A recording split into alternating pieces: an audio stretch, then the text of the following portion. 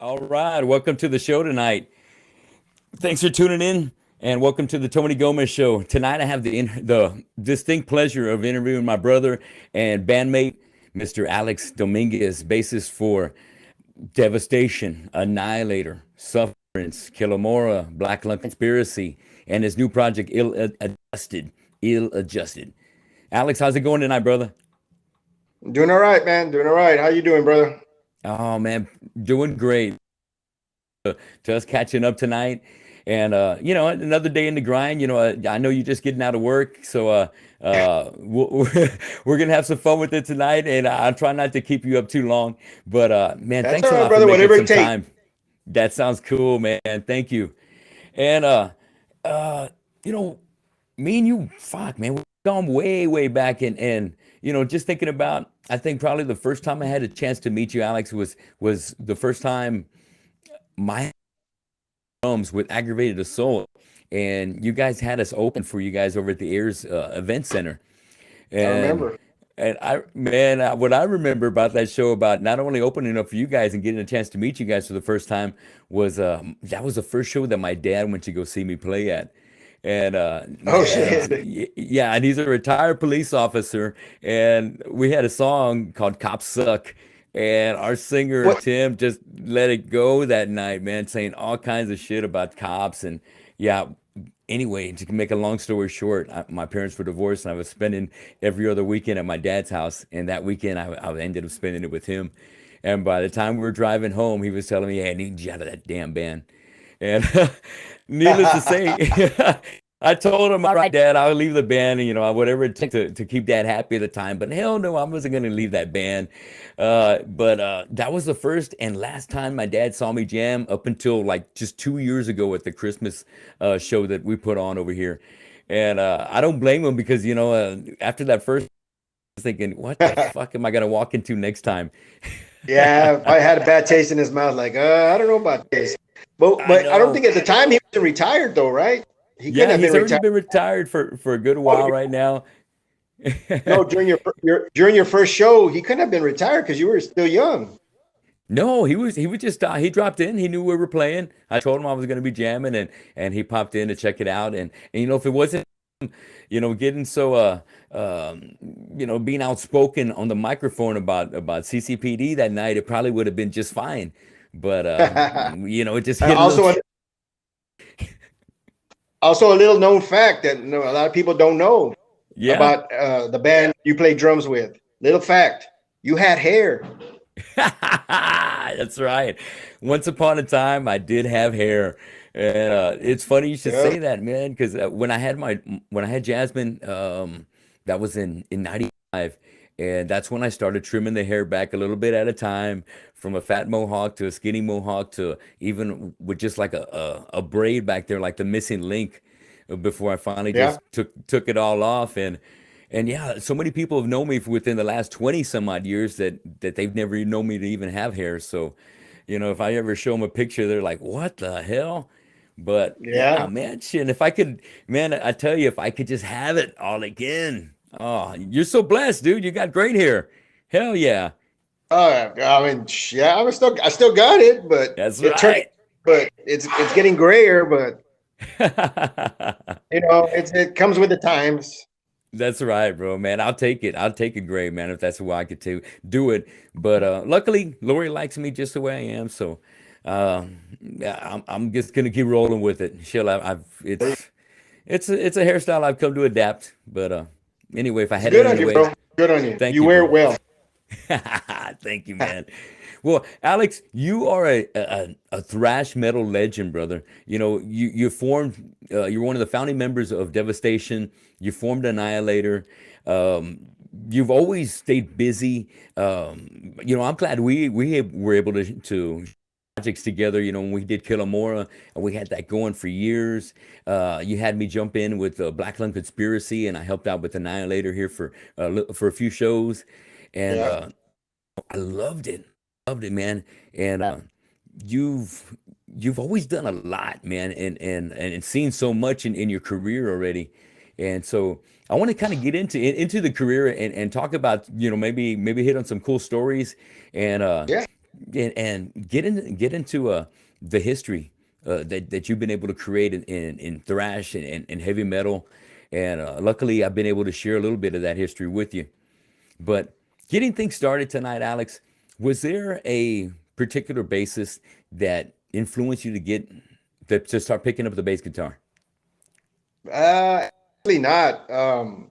I tried, I guess in seventh grade, I picked up the guitar, and I was like more interested in guitars than bass players. Yeah. And uh, my mom, I was doing bad in school. I was hanging out with the wrong crowd and shit like that. Yeah. So my mom made a deal with me that she would buy me an electric guitar and an amp I um, if I went ahead and did good in school. I mean, she wasn't asking for A's. She was just, back then you could pass with a D. She'd be happy if I got a D on my report card. So the last question, before we got rudely interrupted here, I was talking about if there was a particular bassist that got you influenced to pick up the guitar, and you were kind of saying how you were more drawn to the guitar besides Yeah, bass. yeah. I never even paid attention to bass.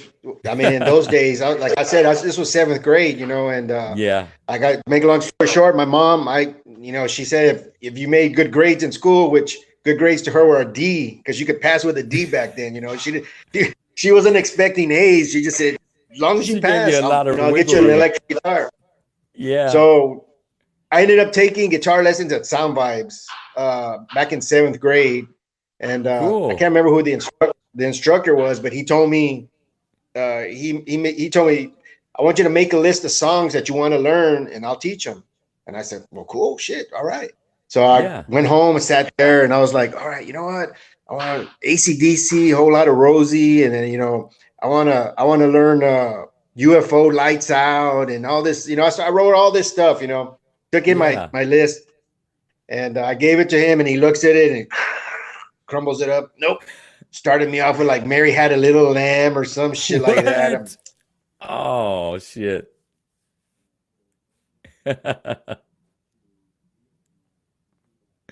Oh shit. He It was, wasn't down for the rock.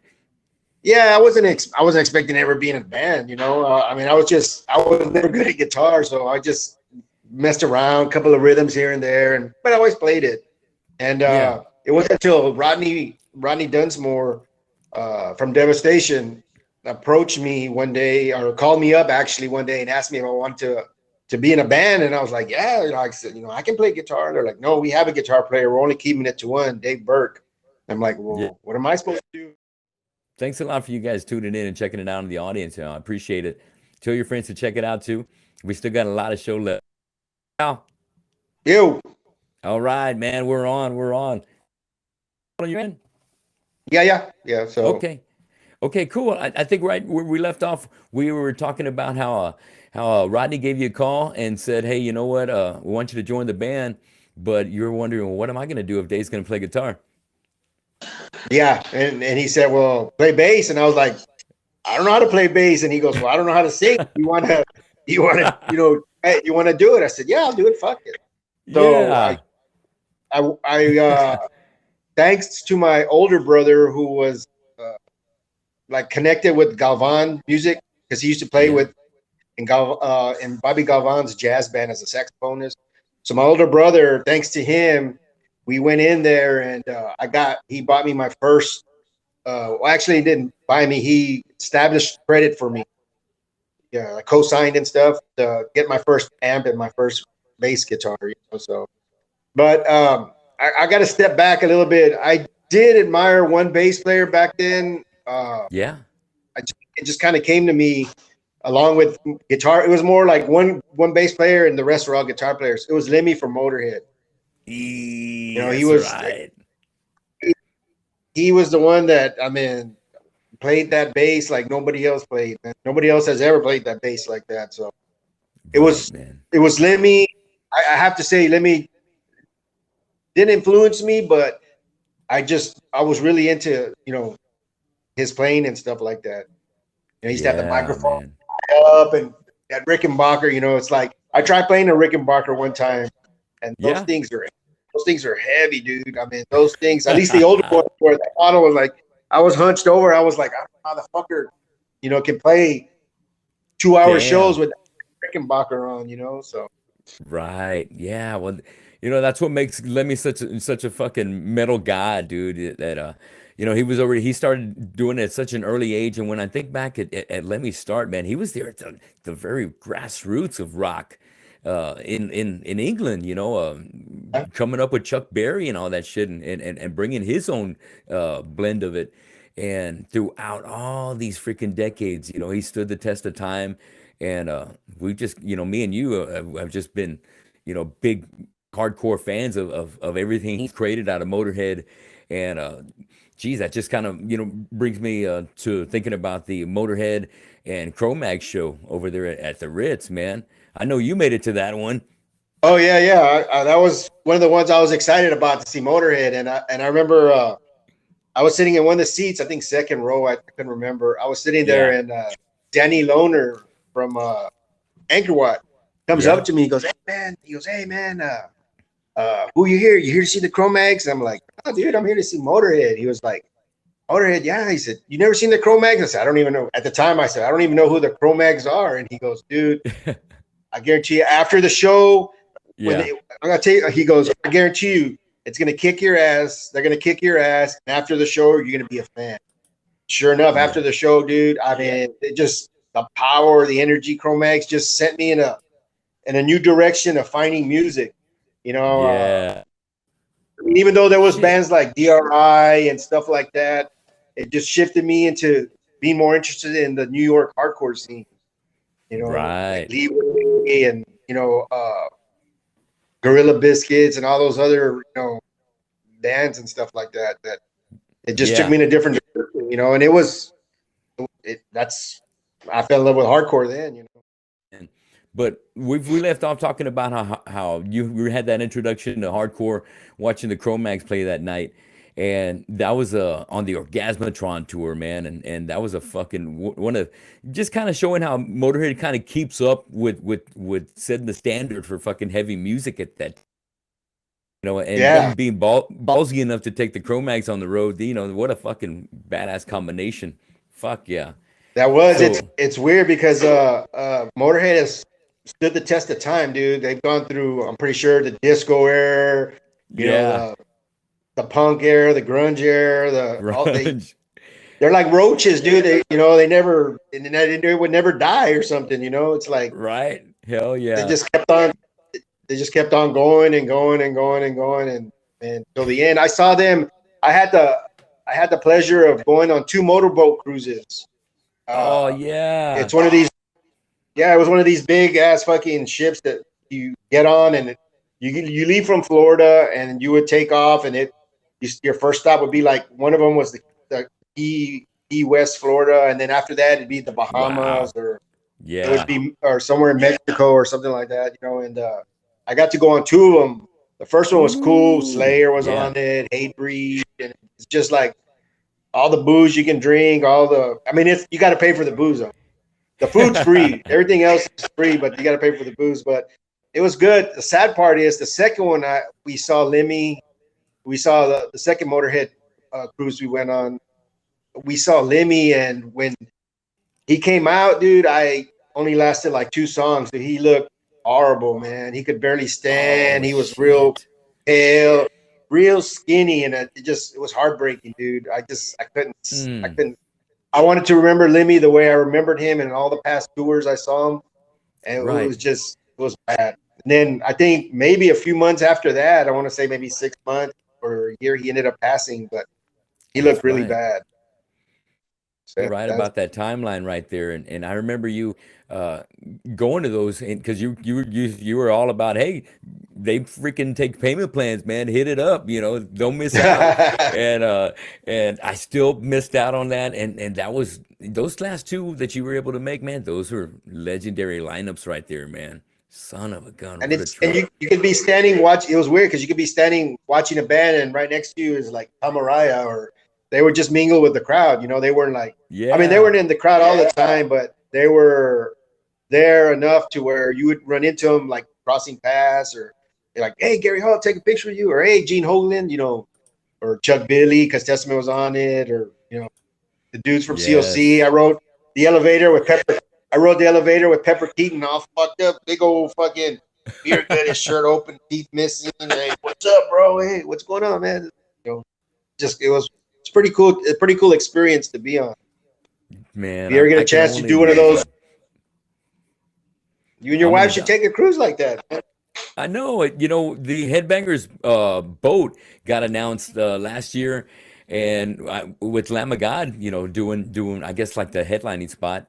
And I mentioned it to Yeah. Lori, and she's like, all right, well, if you really want to do it. And the next thing you know, dude, they sold out. Like, oh shit. Ah, And see so that one would have been better. That one would have been better because it was out of Galveston. It's leaving out of Galveston. The ones we drove from, like, it was wow. me, it was me, Rodney from Devastation, and a couple of our friends, and we drove from San Antonio, taking turns all the way to Florida, and we got there like Damn. day before the cruise. But you know, it's fun traveling with friends, you know. So That's part of the whole trip right there, and it can be, you know, one of the most memorable times as well. Yeah, dude, that's yeah. super cool. Damn. Well, Alex, tell me, what was your first concert? What was your first concert to go out there and like, fuck yeah, I want to fucking do this shit too? My first concert was Black Sabbath Never Say Die tour with Van Halen opening up on their first Van Halen. Holy shit. That is a fucking, that's probably one of the best shows I've ever fucking heard about and talking about on this show. Wow. Eddie Van Halen, first album, Black First Sabbath, time, that's when Tony Eddie Van Iommi. Halen. Yeah. That's when Eddie Van Halen would turn around when he throw his leads, and he would be doing his shit, and you couldn't tell what he was doing because he would turn his back to the audience sometimes. And I was like, oh damn! And Oh it shit. just, Yeah. yeah, I in seventh grade, sixth, seventh grade when that happened, and I Yeah. remember walking in and everybody's getting high and fucking beach balls flying all over the place. Coliseum's filled with smoke, and here I am just kind of like freaking out, like, oh shit, you know. As soon as I go up to the seats and stand, like, you know how the Coliseum used to go up, you know, to get to the seats. Yeah. They had that little ramp or whatever used to go. As soon as I got up there and I stood there, some long haired hippie dude was like, "Hey, you want to hit?" And I was like, "No, man, it's all right." You know, I don't know, dude. It was just stupid. But it was a good time, man. I mean, it just completely blew me away what concerts were because I'd never experienced it. That was the first thing. But it's Yeah. funny because you know, Tony, I never like imagined being in a band, dude. I never imagined, even when I saw that concert, I was like, it didn't say like, this is what I want to do. This is, you know, this is something I want to pursue, or this is something I want to, I've been dreaming of is playing on a stage, playing in front of people. Now Right. it was it was actually when, Okay. You were just saying, even though right there you didn't even in a band yet. no, I hadn't thought about this is what I wanted to do.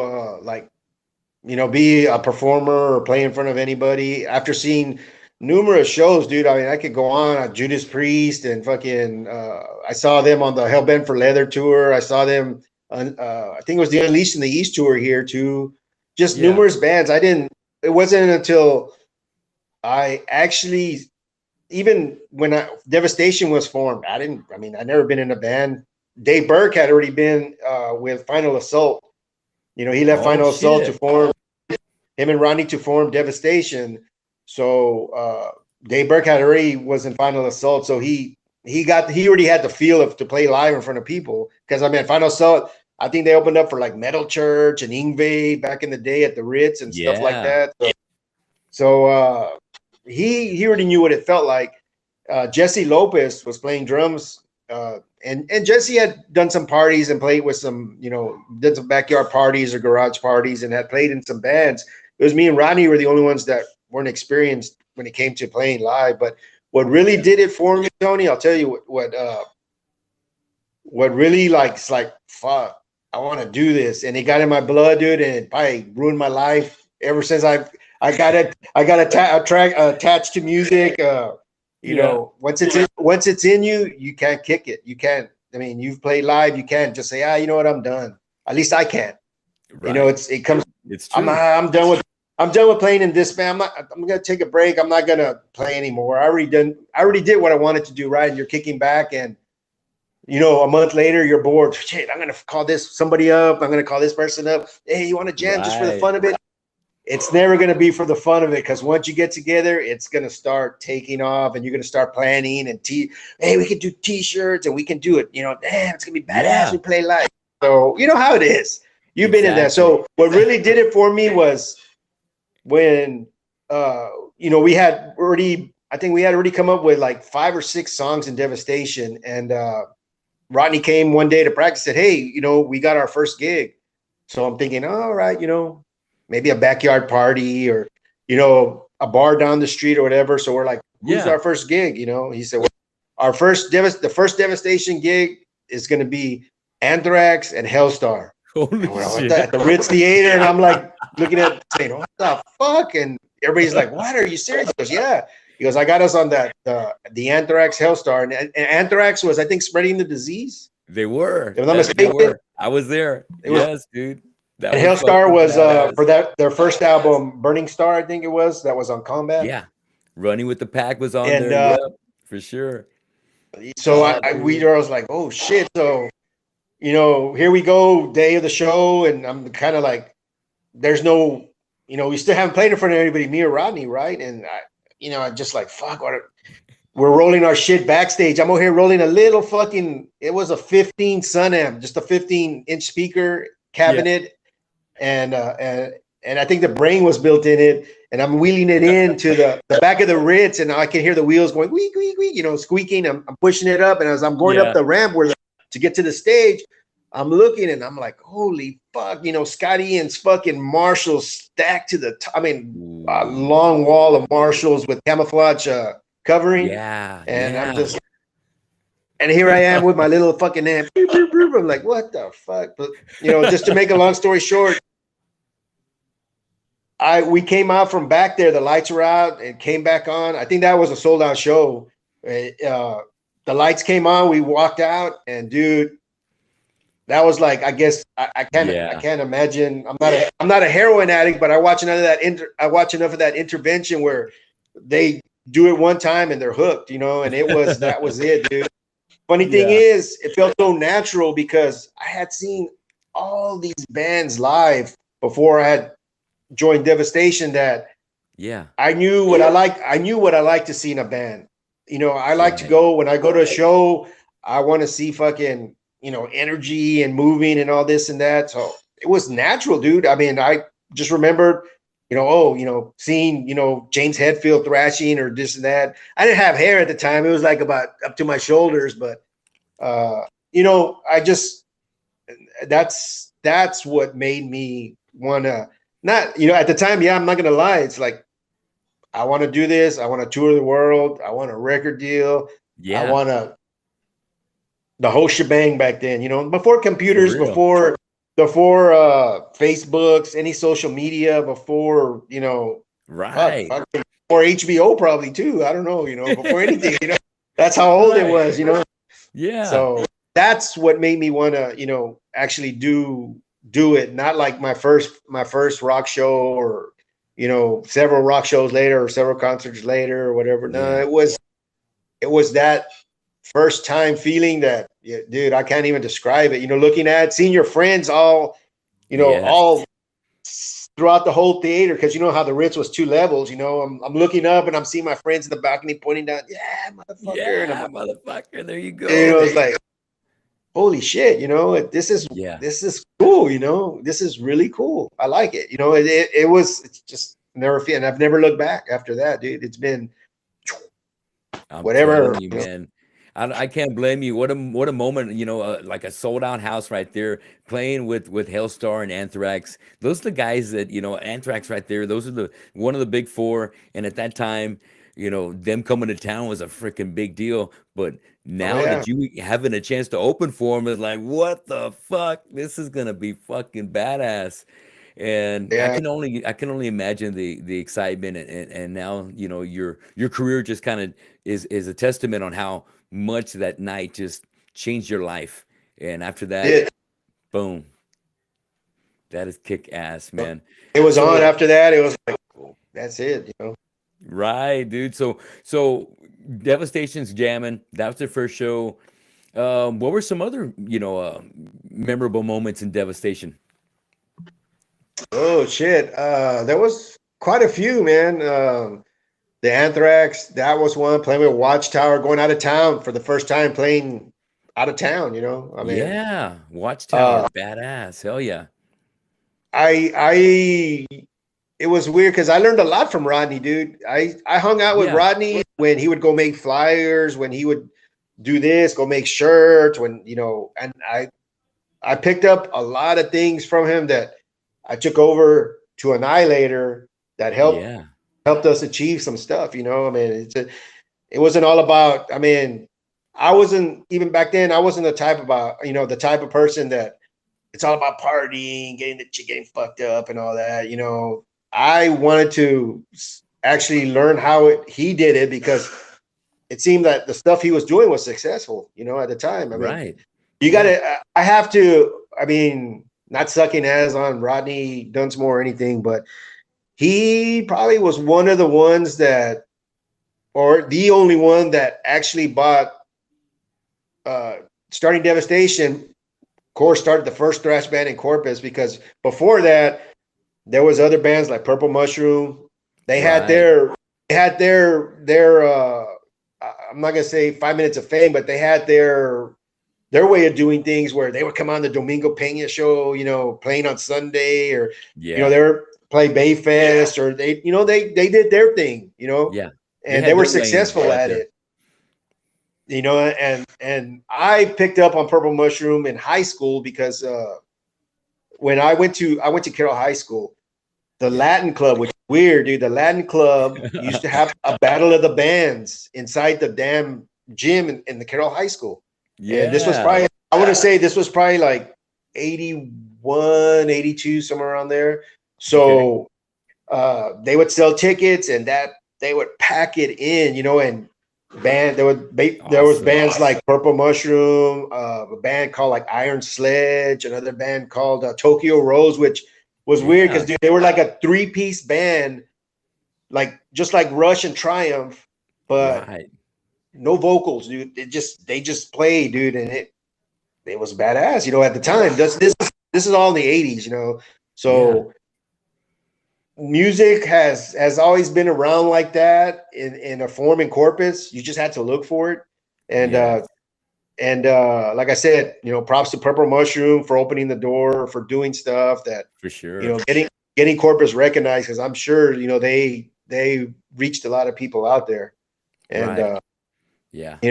and so that's why I think Rodney was the one that kind of bought it out a little more acceptable, I guess, to the levels of younger people.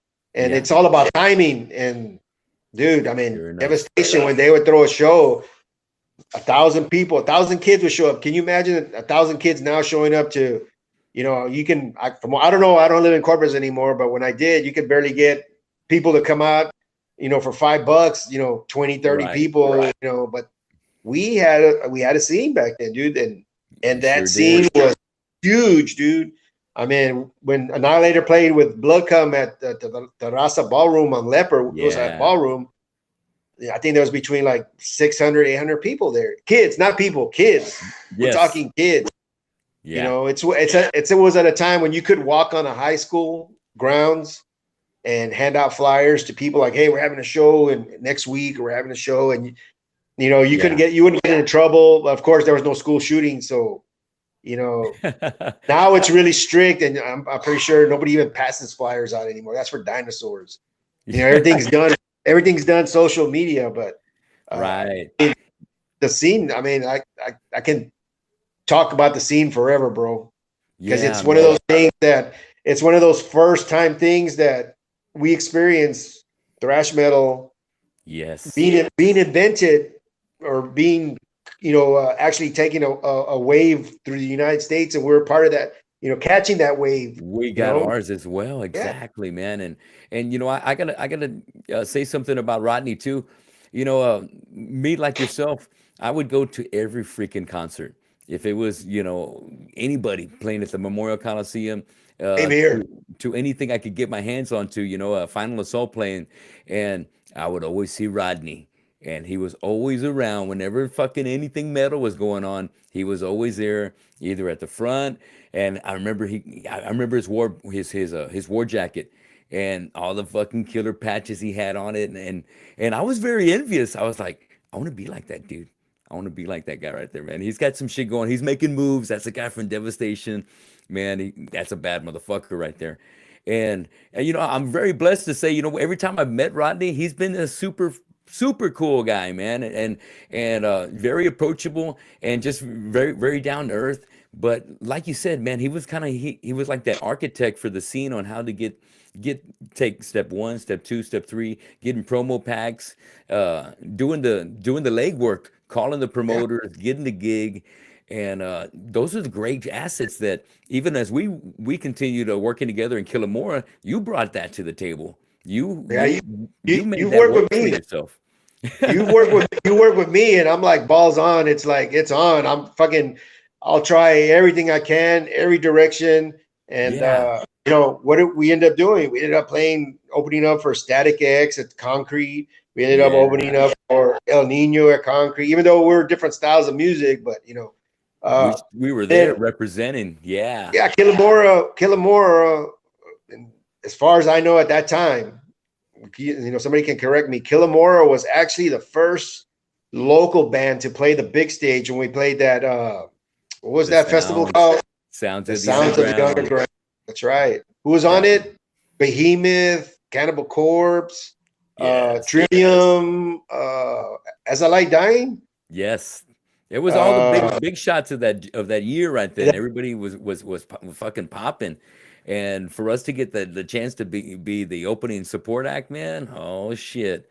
Much props to Casey Lane for the consideration, but the way Casey put it, he's like, you know what, you and Alex and the guys, you guys did the late work. You made a name for yourself. You brought a crowd, and so because you did the work, you made a name for yourself. So you were the right band for me to ask, and everything fell into place because it was the time for you guys. You guys are working for it, and as you continue to keep getting other shows, and and that's the way it goes, bro. No one's gonna. You can't expect someone to call you to open up for Sounds of the Underground or even the Static next X big. or Right. It's not gonna happen. You gotta reach out there. You gotta make a name for yourself, and you gotta play those shows where you're not gonna get paid shit. Where you're gonna go out of town and play in front of like maybe 10 or 15 people, but that not grind about and it's not about the money, dude. For me, it's never been right. about the money. I played with people that along the lines like, hey, are they going to pay us? That's why I have a job. What I want, I mean, Right. it's Yeah. nice to get paid. Don't get me wrong. I mean, I know you do your tribute band or your those bands Right. you do and all that and all that. Hey, it's nice to make some change and take your wife out, or it's nice to Sure. it's nice to make some money and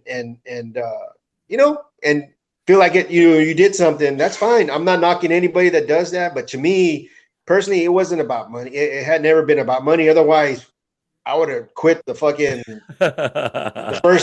day. I put Annihilator together, Annihilator Yeah. together or whatever. But I would have ended up quitting. But it wasn't about the money. It's never been about the money because this is not a money.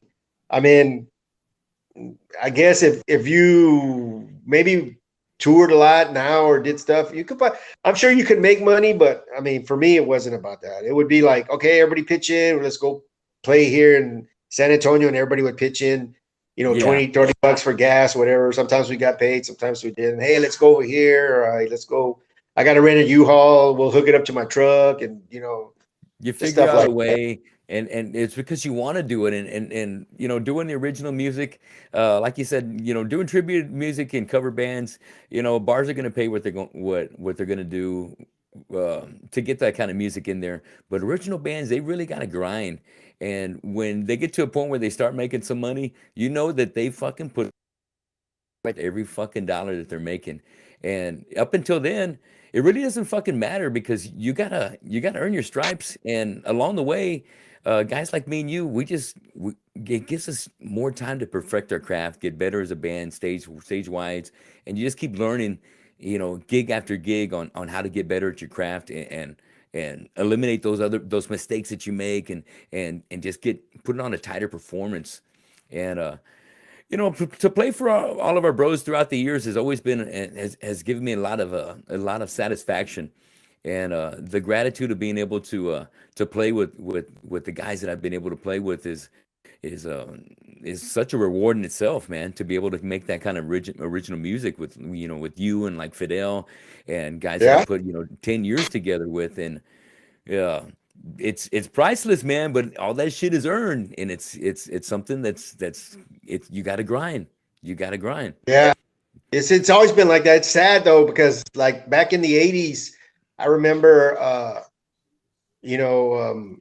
shitload of guitar players that I went to high school with that were shredders, dude. That were shredders. I mean, they just like phenomenal. Like, damn, this dude is badass, and they Yeah. pack it into their backyard parties or their garage parties and they fucking shred. Sad thing about it is though, a lot of those guitar players didn't pursue it. Like, I mean, actually promote themselves or push themselves to try to make it further, because a lot of them, I guess, had that mentality of, oh, they'll come find me. They'll Right. come find me, and it didn't work like that. It's sad because a lot of these 80s guitar players in Corpus just kind of just Right. drifted off, and a waste of talent, Right. which a lot of them have potential, man. For A lot of real. them have Exactly. potential. Yeah, and They, you gotta have the drive to behind the hustle and the talent. It's one thing to have the talent, but if you're not gonna, put the work in to put yourself in front of people and take chances, then goddamn, you're cutting yourself short. And yeah, you're gonna be a legend in your own mind. right, exactly, bro. Well, let me Like, keep on going back to your history. We were talking all right. about Deva. Um, how did you go about leaving Devastation? What happened? Well, actually, I got replaced. Like I said, I had never been in a band, so I wouldn't say I got cocky. I guess I kind of took for granted, it's the word, that, oh well, I'll miss practice. I would miss practice and do other things, and show up to Okay. practice, and just a lot of things that um if I was, me, if somebody don't show up a couple of times, hey, you think we gotta get rid of them, man? We gotta get rid of them. Right. That's Yes, what I learned. we got high Like, expectations. yeah, you want somebody that's gonna show up and fucking put the work in, just like you. Everybody's taking Yeah, time away from their schedule to show up an hour or two to learn songs or practice or write songs. So, it you know, matters. That's right. It matters matters. if you show up. If you don't show up, and it's kind of like, people are gonna in the band are gonna start like, dude, well, where'd he go? I don't know. I'm not his keeper. How come he didn't show up? I don't know. I don't stay at his house. It's shit like that. Yeah. So I We I want was we I want was each other that to dude. be that, to come on their own without, having to get hunted down, Babysit. come because you want to come. Fuck. Yeah. So I just Well, you just I have dropped distractions going on? distractions. You're fucking. I was 21, I think, or something like that, and just enjoying life. Put it that way, and Yeah. it just I dropped the ball, and I don't blame them.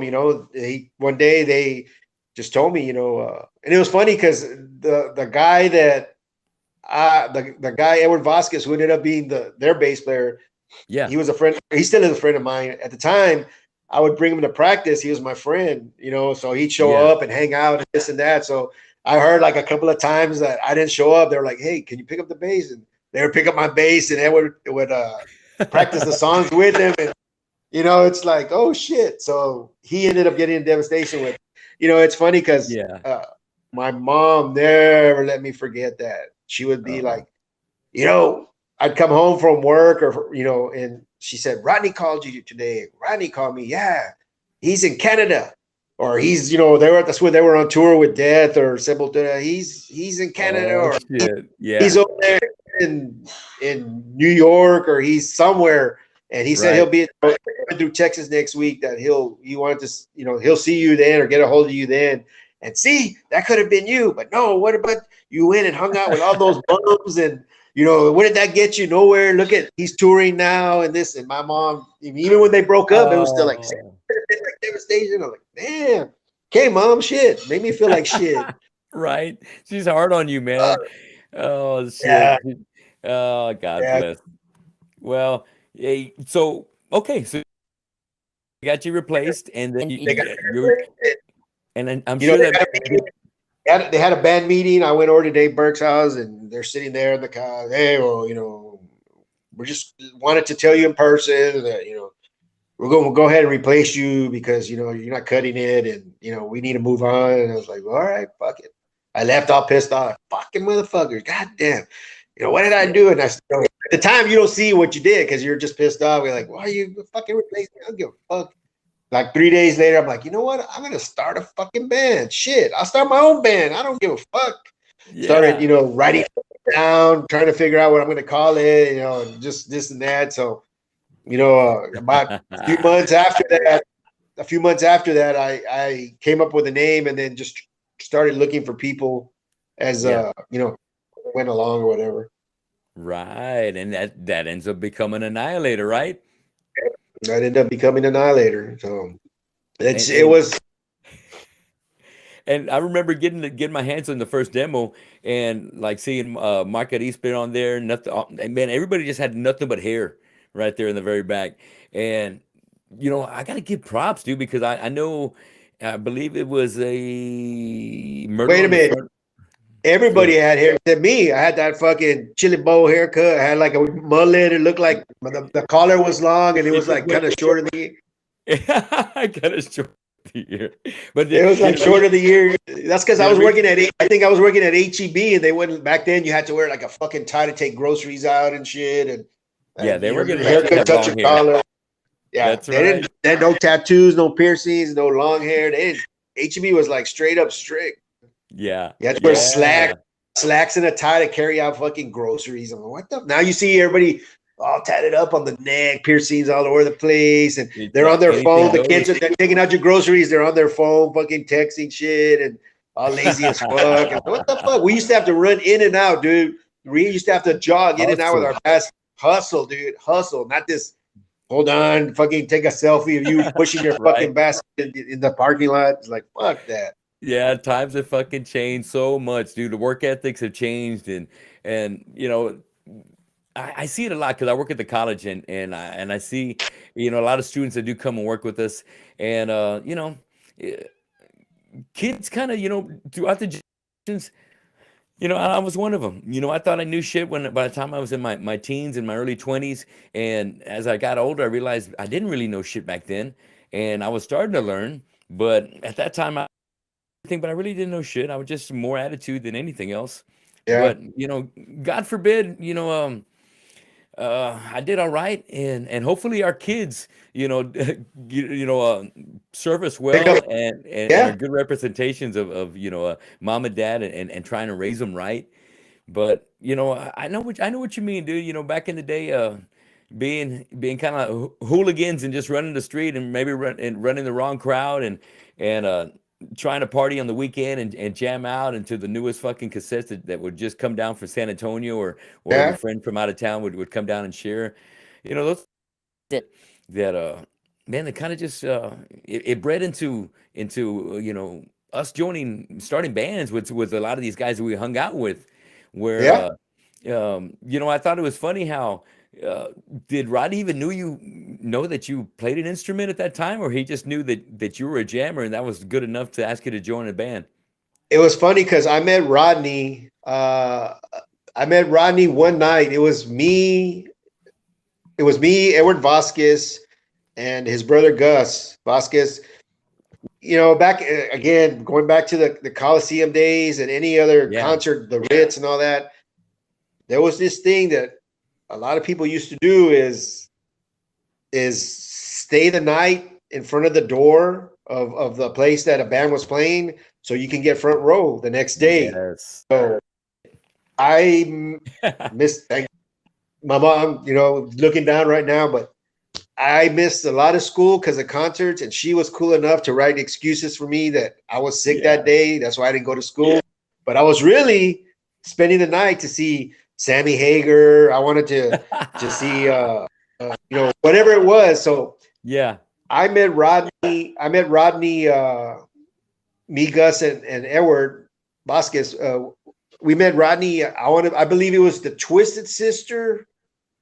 I forgot. Twisted Sister, was it Crocus and Twisted Sister, or was it Twisted Sister and Michael Bolton, or I don't remember, something like that, dude, at the Fort concert. Yeah, I think it was Twisted. Was that the one with Rat?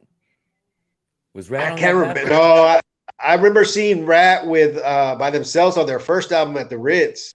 Because I Okay, remember yeah, I remember that one. I skipped night school. I needed to take a test at night school to Yeah, graduate, dude, and I skipped that test to go see fucking Rat. shit. I mean, because it was the '80s, you know what I mean? It was a concert and shit back then.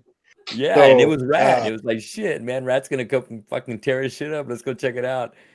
yeah, but it Yeah. was. I know Twisted Sister for sure. It was and it wasn't Okay. Johnny Land. It was called Fort Concert. It wasn't. I don't think it was even the same. Yeah. It was two Right. different things. Stay They were Hungry both was the tour outdoors. though, right? Yeah, it was that. Kick So I met that dude in the middle of like going. You know how you're going out to Fort to Concrete, not Concrete Street, Johnny Land. How Yeah. it's all dark. It's just, imagine staying at Johnny Land with no lights on, dude, sitting there by the gate, just waiting for Yeah. the next day so you can get front row. And then all of a sudden we're there sitting there, right? And there's this fucking little Yeah. car drives up and like, who the fuck's that? And what the fuck's that? Fucking this dude gets out, right? Cut off sleeve shirt. And I can't remember what he was wearing, kind of blondish little fro, curly hair, whatever. Hey, what's up, Yeah. man? Hey, what's up? Y'all here for the show? Yeah, we're spending the night. Oh, fuck. Cool, man. I'll be back later. I'm going to spend the night too. And sure enough, he came and spent the night too and started talking and, still friends to this day, No fucking shit. 40 years later, So that's how I met Rodney. So Yeah. every time we were at the mall walking around, because, everybody used to walk the mall back in the day, we would Sure. cross them up and Rodney was like, we'd cross Rodney up and he's like, hey, man, y'all going to the show in San Antonio next Friday? Oh, who's coming?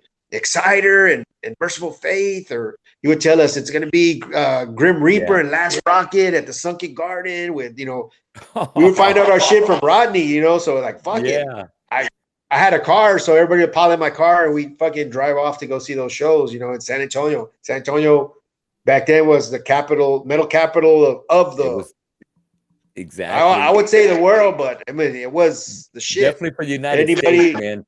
Yes, San Antonio always was infamous back then in the 80s and strong in the 80s, whether and be selling out, man, left and right, whether it's hair metal or fucking thrash metal, they loved it. They fucking loved it. Nowadays, so it's that's a how little I bit met more Rodney. challenging. Oh man, Yeah, and since way back then, and it just came because you guys are just familiar. You wanted the same thing, man. And we like the same metal. We were yeah, just a small bunch because if you really look at it, Corpus was always late, dude, getting metal. By the time it would hit our record stores, it had already been out maybe a year. Like Killamora, I yeah, found Killamora at Record Bar okay, on cassette. When I saw it, I was like, fuck. But I had read about Killamora, Metallica, little ad, dude, in some black and white magazine I had bought. It was a little stinking ad, a little picture of the album cover, and it said, if you like Motorhead meet, or it says, if you like Motorhead meets Iron Maiden, if you like this, then Killamora's for you, or something like that. I'm like, shit, Motorhead, I'm sold already, and then Iron Maiden, I'm like, yeah, fuck it.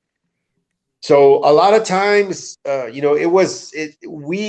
got our music kind of late here in Corpus. While right, everybody else was enjoying it. I don't know if it's because, Texas wasn't. We always talk about this. It seemed like while California and New York had their shit going, Texas could never really punch through that like Metallica and Anthrax did. There was nobody here in Texas. Of course, later on, Pantera came along, if you want to count that. But talking about underground wise, at the same You know, time as the West Coast and East Coast had them yeah, banging. yeah, and Right. I just never understood why Texas never got the props. I mean, there was a lot of good bands by Rigor Mortis. I mean, there was, you know, Right. just there was bands in San Antonio like S.A. Slayer, and Yeah. it just seemed Good it didn't bands. really, yeah, it didn't seem like we could ever get ahead of or be equal with New York and California. I just don't know why it turned out that way, but Yeah. I know what you mean. It's funny how some publications would kind of pick out their favorites, and it all be the PR people who's going to be pushing those bands, and maybe Texas just didn't have, uh, it can kind of be just tricky where the band just doesn't have the right person, speaking for them and making those kind of moves, that Rodney was trying to do for Deva, and same way that you started making things happen for Annihilator. So thinking about Annihilator. You found those guys, and they're all younger than you yeah, when they're you all got those young. They're bands still in together. high school. Market Yeah. Eastman was like, I want to say Market Eastman was like 15, 16. And I found Mark at a show. I saw him one day with fucking long as fuck hair and tall. I didn't know he was that young. I was like, damn, dude, I want to fucking, Ed Vasquez knew him and introduced me to him. And Yeah. right away we hit it off, and I wanted him to play guitar, and we tried him playing guitar, and it didn't work out. So we ended up saying, well, just sing, and he was like, well, Yeah. I never sang, he was like, I never sang. A lot of people never done shit, just sing. It was like, all right. So yeah, they were on high. It was like Market Eastman was 16, I want to say. Wow. Dave Trevino was going to Ray High School because Mark was in Ray High School. Dave Trevino was, I want to say, maybe 17, 18, getting ready to graduate. I'm not too sure. I can't remember, but it was Okay. Mark and then Dave Trevino, then Alonso and Mark, the other Mark Olivo were, I want to say, they were still in high school because I used to go pick them up after school. We go fuck around or whatever. Yeah. So I want to say they were probably like 17. So yeah, I was the only oldest Wow. one. I think I was like 21 at the time or so, 22. Yeah. Yeah, so I Well, was the oldest one out of them. In fact, when we signed to Wow Rags, and I told the dude from Wow Rags, Richard C., the guy who ran the company, that Mark was only like 15 or 16. He was like, dude, his mom's gonna have to sign that contract next to his thing as a guardian in this, because that's too yeah. young. So yeah, they were all young. I was the oldest one. Wow, man. That's awesome, man. You gotta look outside the box sometimes, and sometimes God bless it. We're just from one thing to a next over there. And so thinking about Annihilator, I'm thinking about Murder in the Front Row, and you guys got some pretty badass props because they were talking about Texas.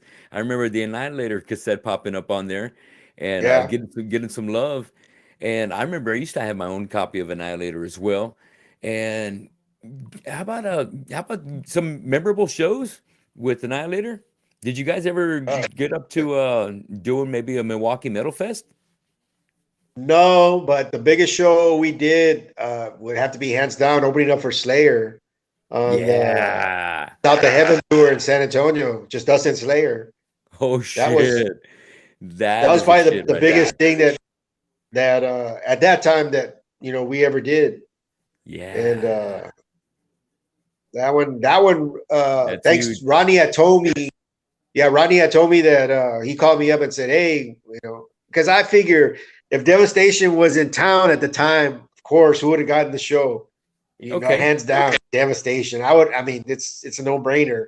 And Yeah. then they were out of town playing, and Rodney called me up and said, "Hey, Jam Productions is looking for an opening act. They're taking submissions." I go, "Oh yeah." He goes, "Yeah." He goes, "Hey, here's the number, and call the guy." Cool. Call the guy Yeah. up and ask him, what's the deal or what. So I said, fuck it. I thought about it at first, and I was like, dude, there's a shitload of better Senate. I mean, a lot of bands, Watchtower could have been easily Watchtower's Sure. gig. Could have been easily, who else was around there? Cyranex, Watchtower, Wow, that's right. Yeah. A lot of good Necrovore, bands. True. Necrovore. All those are Austin bands. I'm trying to think of some San Antonio bands at the time that could have done it. And my mind's blank right now, but uh, I thought about it and I said, what the fuck, I mean, Go it doesn't for it. hurt. So I called and thinking I'm going to get a recorder, and the dude answers. So I'm like, hey, I play with a band from Corpus Christi called Anialator. We're on Wild Rag Records, and I'd like to submit, something to you guys. All right, send me a promo package, man. Yeah. See what you got, and send it to me, and then I'll, you'll either get a car or you won't. I said, all right, cool. Send him a package. Put the first album we had, the White Album. Put that in there. Some flyers where we played. New some clippings of. I think because by then I think the Annihilator album had been reviewed in like Metal Forces and Krang and stuff like that. I mean, it wasn't. Some of them were Yeah. like shitty. Some of them were shitty reviews about us that we were pretty bad. But I mean, you got to take criticism with a grain of salt, because if you can't handle criticism, you're in the wrong business. Nobody's Right. ever Right. gonna. You can't. And everybody's not gonna like you. Somebody's always gonna talk shit about this or that. So these writers, Yep. they did. They said what they said, and fuck it, it's their opinion. But we ended up. We ended up. I ended up actually sending stuff to them, to the promoter, and I think like 3 weeks later, my mom called and said, "Hey, somebody named I think his name was Joe Anthony. I'm not too sure. I think he's the one that was in charge of Jam Productions. Somebody named Joe Cool. Anthony left a message, so I called him back, and he's all like, "Hey, man," he goes, I dug the EP you gave me. I mean, you sent, a promo package." He goes, "You guys got the gig," and I said, "Well," I was like, kind of like, "What?" He goes, "You guys got the gig. It's on this day. Make sure you're here at this time. This and that. Loading is this time." Yeah. And I'm like, "Oh fuck," I'm still kind of like freaking out on the phone. And then he asked me, "How much?" He goes, "How much do y'all want for pay?" And me, like I said, it was never about money. I was like, nothing. We'll do it for free. And he Right. goes, Yeah. and then he goes, right there, you just kind of disappointed me. He said, because you know how many bands would do it for free? And I was just quiet listening. He goes, "I'm going to ask you again. How much do you want to get paid?" I was like, I think I said 60 or 80 bucks. I was like, 60 or 80. I can't remember. All right. And he goes, "Okay, done." And he said, "Just remember next time Cool. that somebody you're talking business with and they say how much, you say a Yeah. price." Yes, sir. Like some advice from Yeah. the promoter or whatever. So, yeah. Right. So Slayer had to be the biggest band we opened up for, and we survived too, dude. Because back in those days, Slayer used That's to tour right. by themselves, Yes. and you would Infamous. hear, this wasn't like computer stories. This was like word of mouth from, man, my uncle saw Slayer in fucking Oklahoma, dude. Some local band opened up and everybody started throwing shit at them, chanting Slayer, Slayer. And it's like, fuck, Yes. So we get to the show, and we're getting our gear down and loading it up. And some of the roadies from Slayer come up and said, "Oh, so y'all are the opening act?" We're like, "Yeah." And he was like, "Oh, cool, man. I hope y'all good luck. I hope y'all do better than the band last night in Dallas. They got booed off." And I was like, Oh and I fuck. thought that I don't think the band that opened up for him, I'm not sure though, and don't quote me on it, but I think it was Rigor Mortis that opened up for him in Dallas. And I'm Okay. not, like I said, I'm not too sure, but he was They got a like, rough good luck. time. They got booed off, and it was like, fuck, man. So uh, what happened is I ended up telling the guys, I said, "You know what, dude?" I said, "This is what we're gonna do." I said, "We're gonna end up playing songs back to back to back to back. Just let it ring out like a couple of songs, like, this next song is," and just go right into it. No breathing room, no nothing. Just fucking Yeah. went through the set like that, dude. Just intense, went through the set.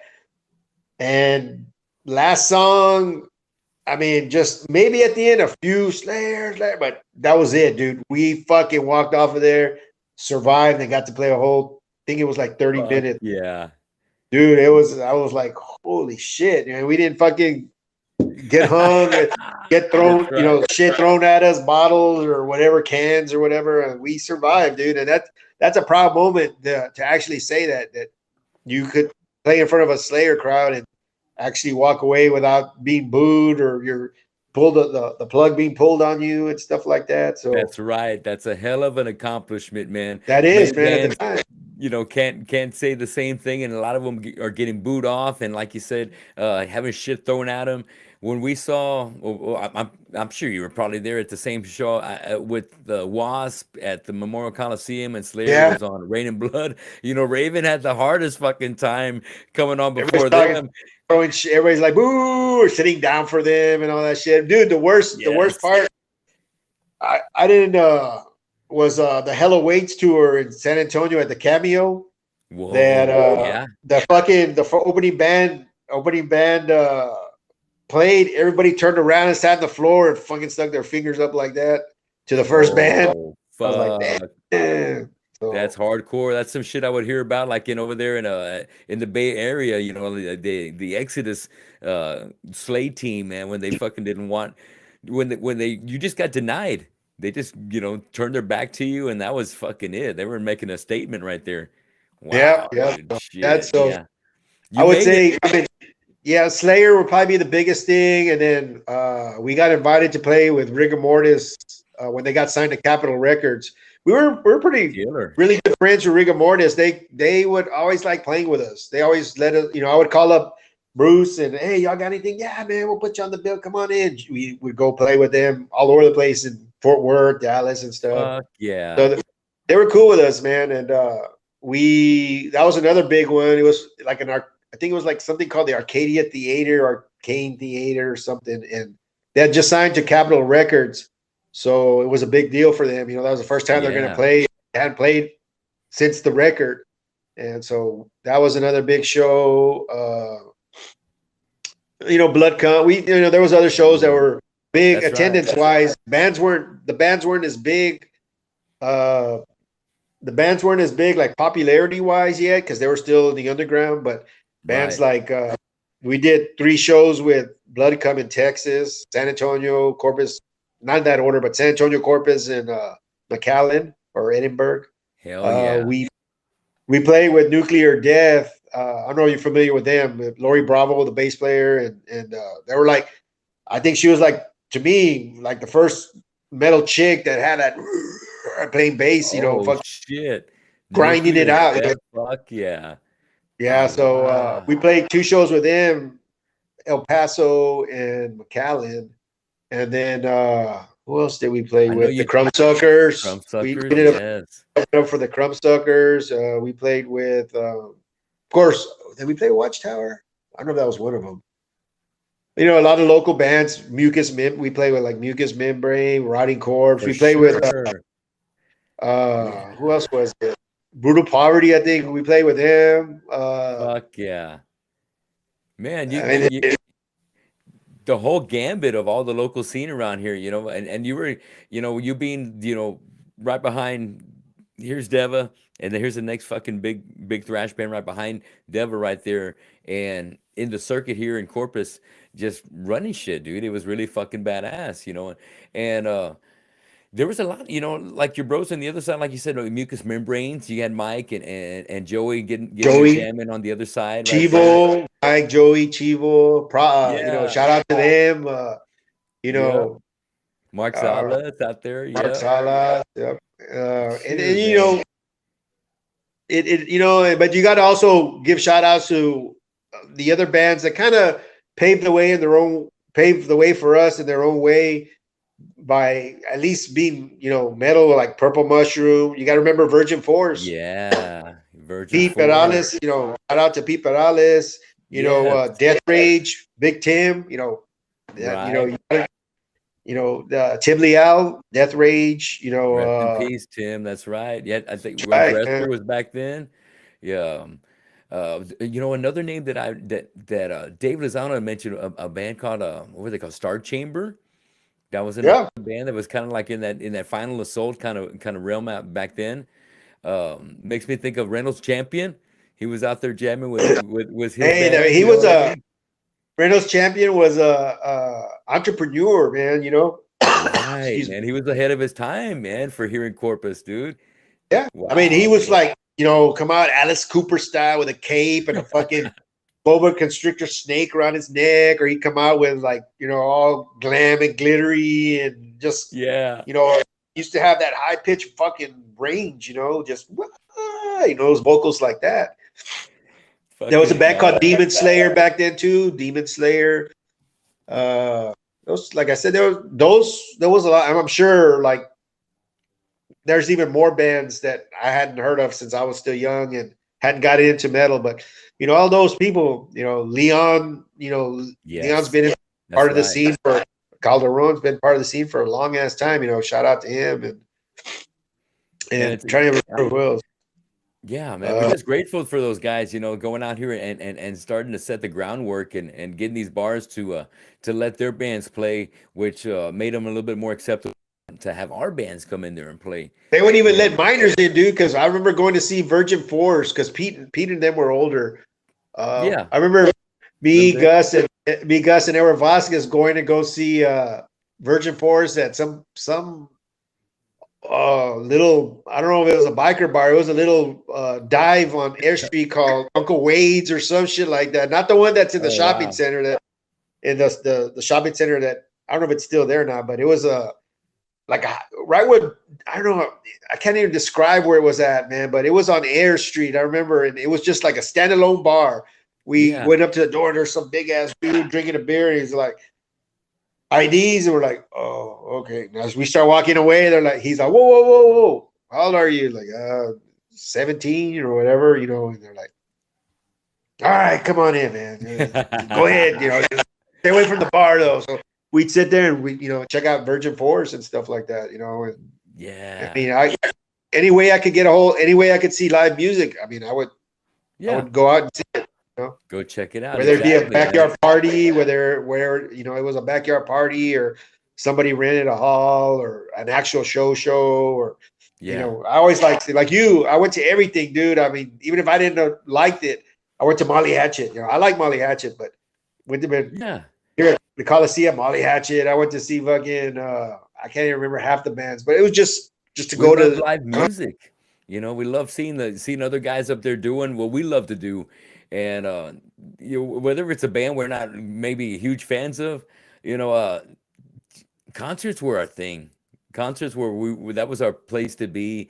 That was that's where our people were. And it was like every show back in hindsight was almost like a spiritual moment because now we remember those moments like it's they're really special. They're really special, and they kind of all that kind of shit that we grew up doing really kind of forged our our taste and our influences that we ended up showing in our music as the years went by.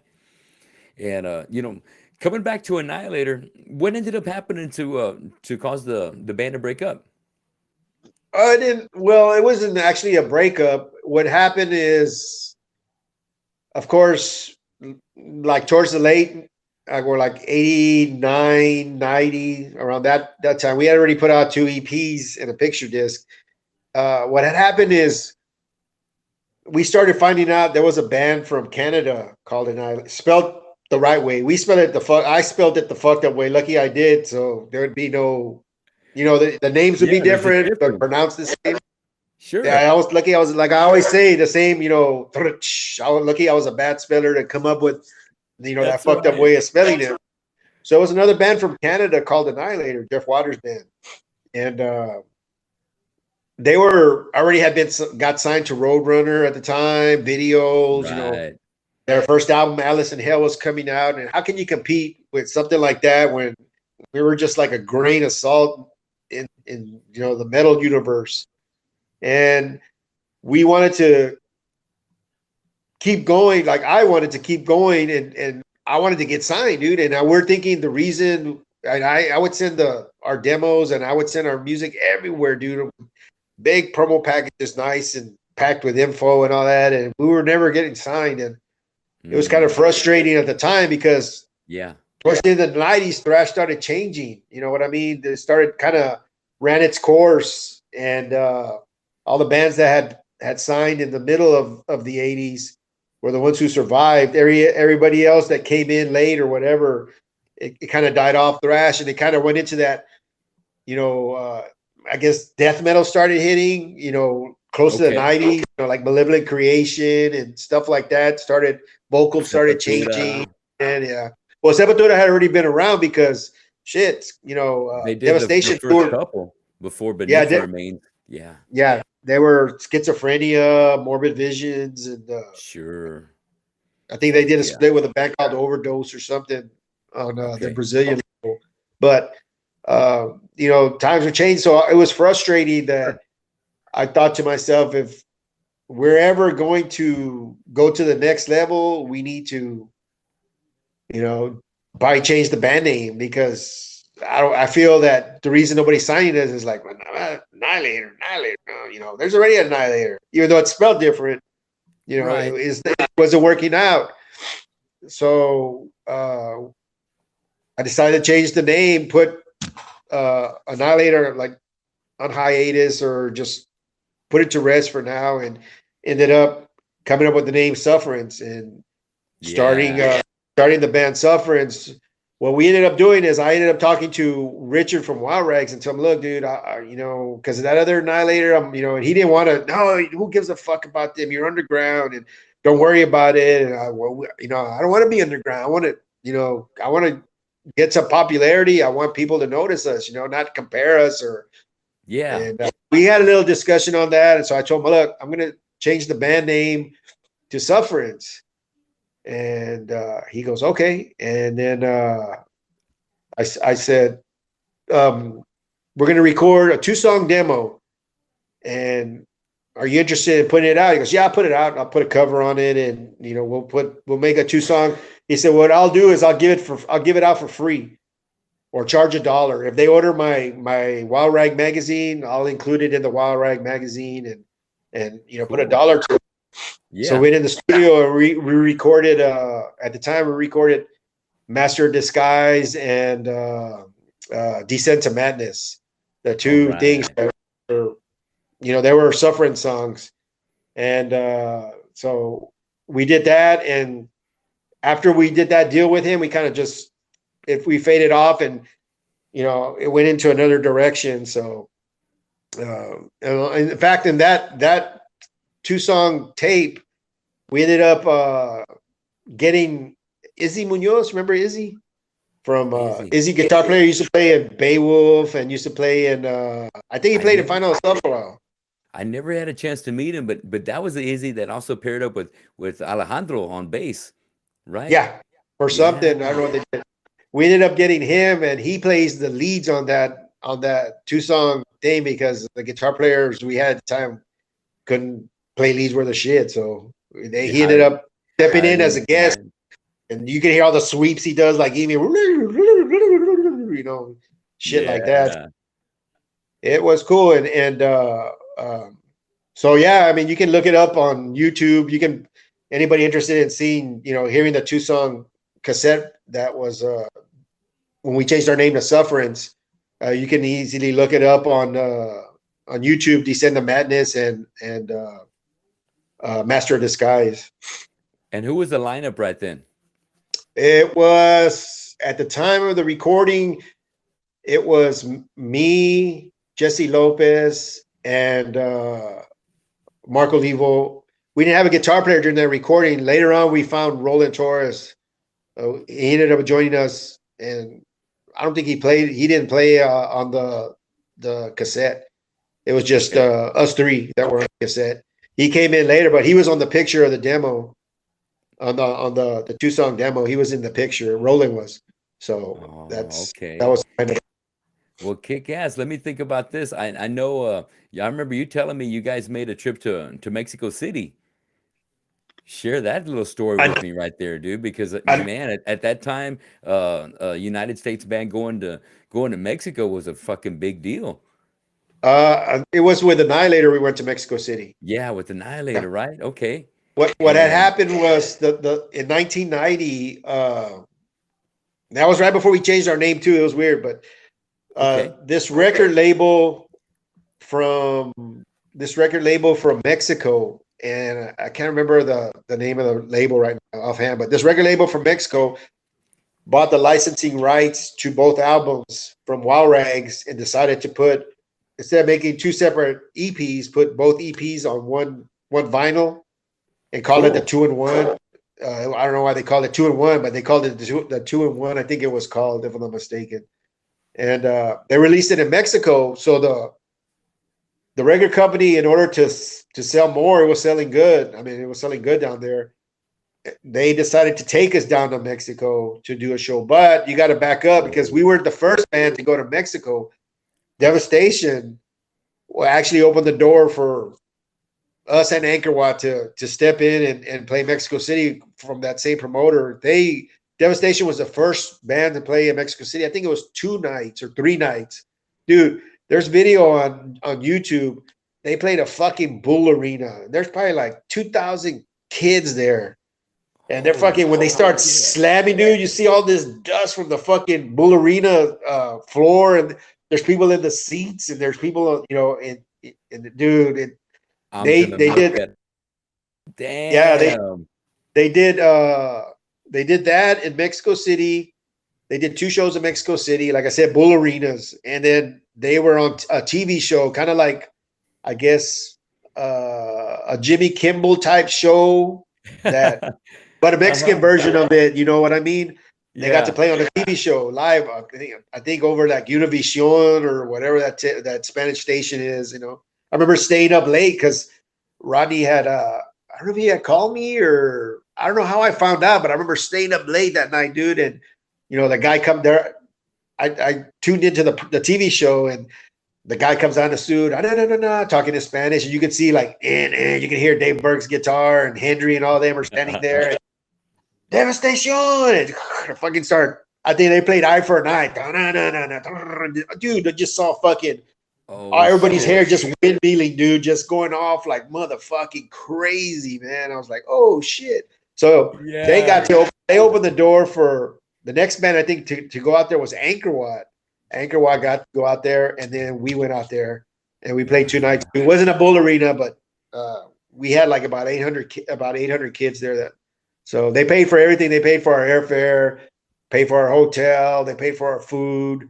They picked us up, and as soon as they picked us up from the airport, they drove us to a radio station, and we did an interview on a radio station, like a Badass. C101 station in Mexico City. So we did that, and then they loaded us up in the car again, and they drove us to a meet and greet. And so we're Cool. driving in the car, right? And we're driving in the car, and then all of a sudden I'm looking out the window, and along the sidewalk, there's people holding like albums, just like, dude, I mean, at least I want to say close to like 100 people just lined up on a Yeah. sidewalk, and it curves, and we're like, hey, who's all these kids waiting for? I tell you, the guy that's driving us, you guys, that we're going to the signing, that meet and greet. So we pull up into it. It was a flea market. We pull up in there. They get us behind a booth, and the promoter in the car tells us, "Okay, there's 2 things. I don't want anybody speaking Spanish. You're Americans. I want everybody to talk English." And I was like, "Well, you don't have to worry about me. My Spanish sucks." So I was like, so that's what he said. The other thing is, he was like, and if they want a picture, take a picture with him. All right. When kids came by with the album, signed it. After we're done, they took us to the hotel. That was the first day, I think, or they took us back to the hotel, or we actually checked into a hotel. I think they took us to dinner, and then we ended up going to do the first show. It was just like, I felt like Metallica on a plane ride. I was like, oh shit, I'm Fuck actually gonna yeah. play in another country. It's like, Yeah. damn, it was That's so good times. awesome, man. Great times, man. You earned it, man. That's what all that grind's about right there, man. You being at the right place and earning your stripes as you go. And oh man, that's fucking incredible, dude. And then doing the show with Slayer, that's always a fucking huge highlight, and surviving the Slayer crowd. You're earning your stripes, bro. You got sergeant stripes, man. Just going fucking full on commander and lieutenant style as the Dude, years go it on, was a lot man. of it was a lot of it was a lot of trial and error. Believe me, Sure. some things worked and some things didn't, but it usually turned out good. Yeah. I mean, Hell yeah. the one thing good about Wild Rags was before there was any kind of social media, before there was, I mean, but there was no computers. It It was all wasn't. done by snail mail. It was a Sure. pen, paper, envelope, stamp, send it Yeah. off.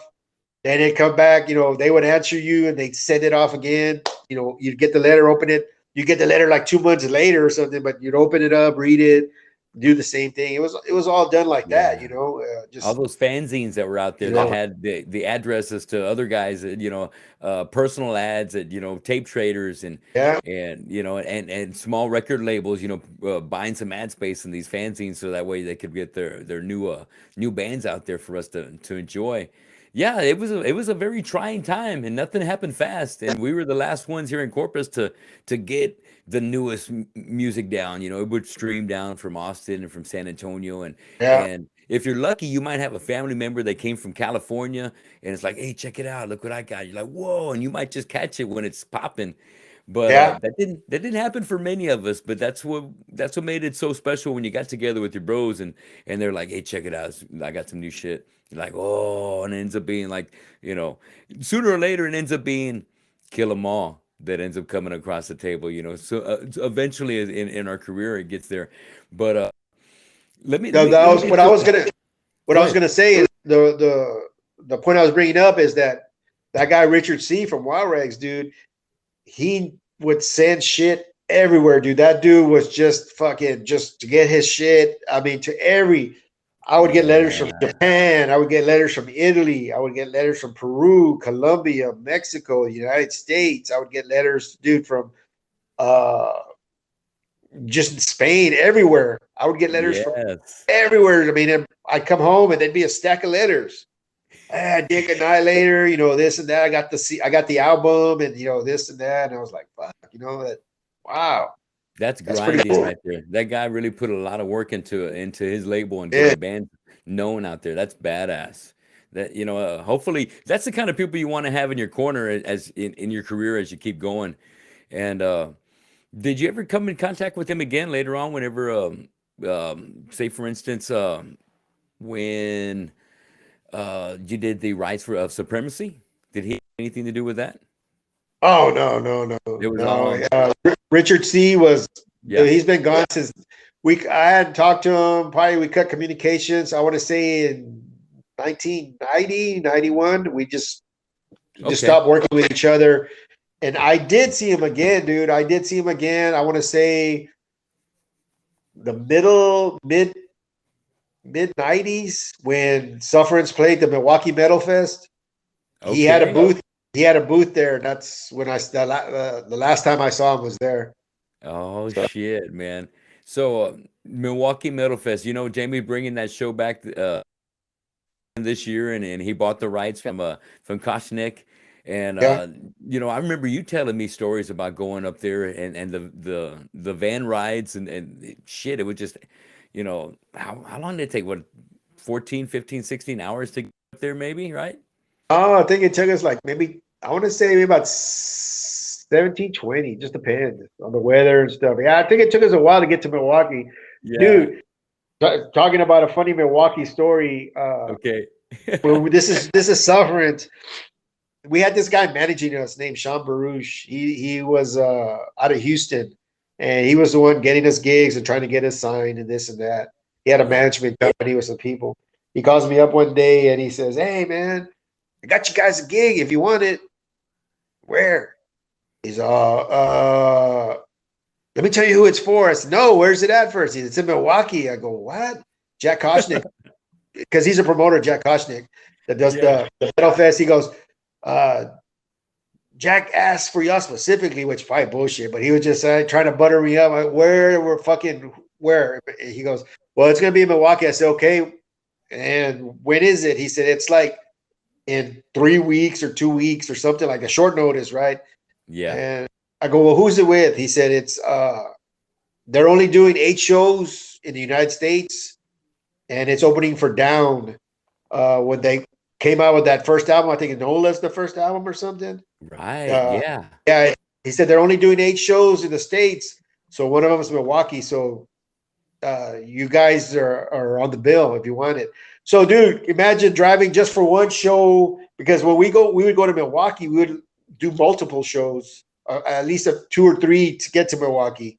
Yeah. Get extra gas and all that stuff. This one was just, and people had to work and shit, so it was like go play and then come back, and a 24-hour, go back and play and be back. Maybe miss one day and then you're back at work the next day or whatever. But we ended up driving to Milwaukee and the weird part about it is it was a local band. You thought the local band would be the one co-headlining. They put us co-headlining with Down.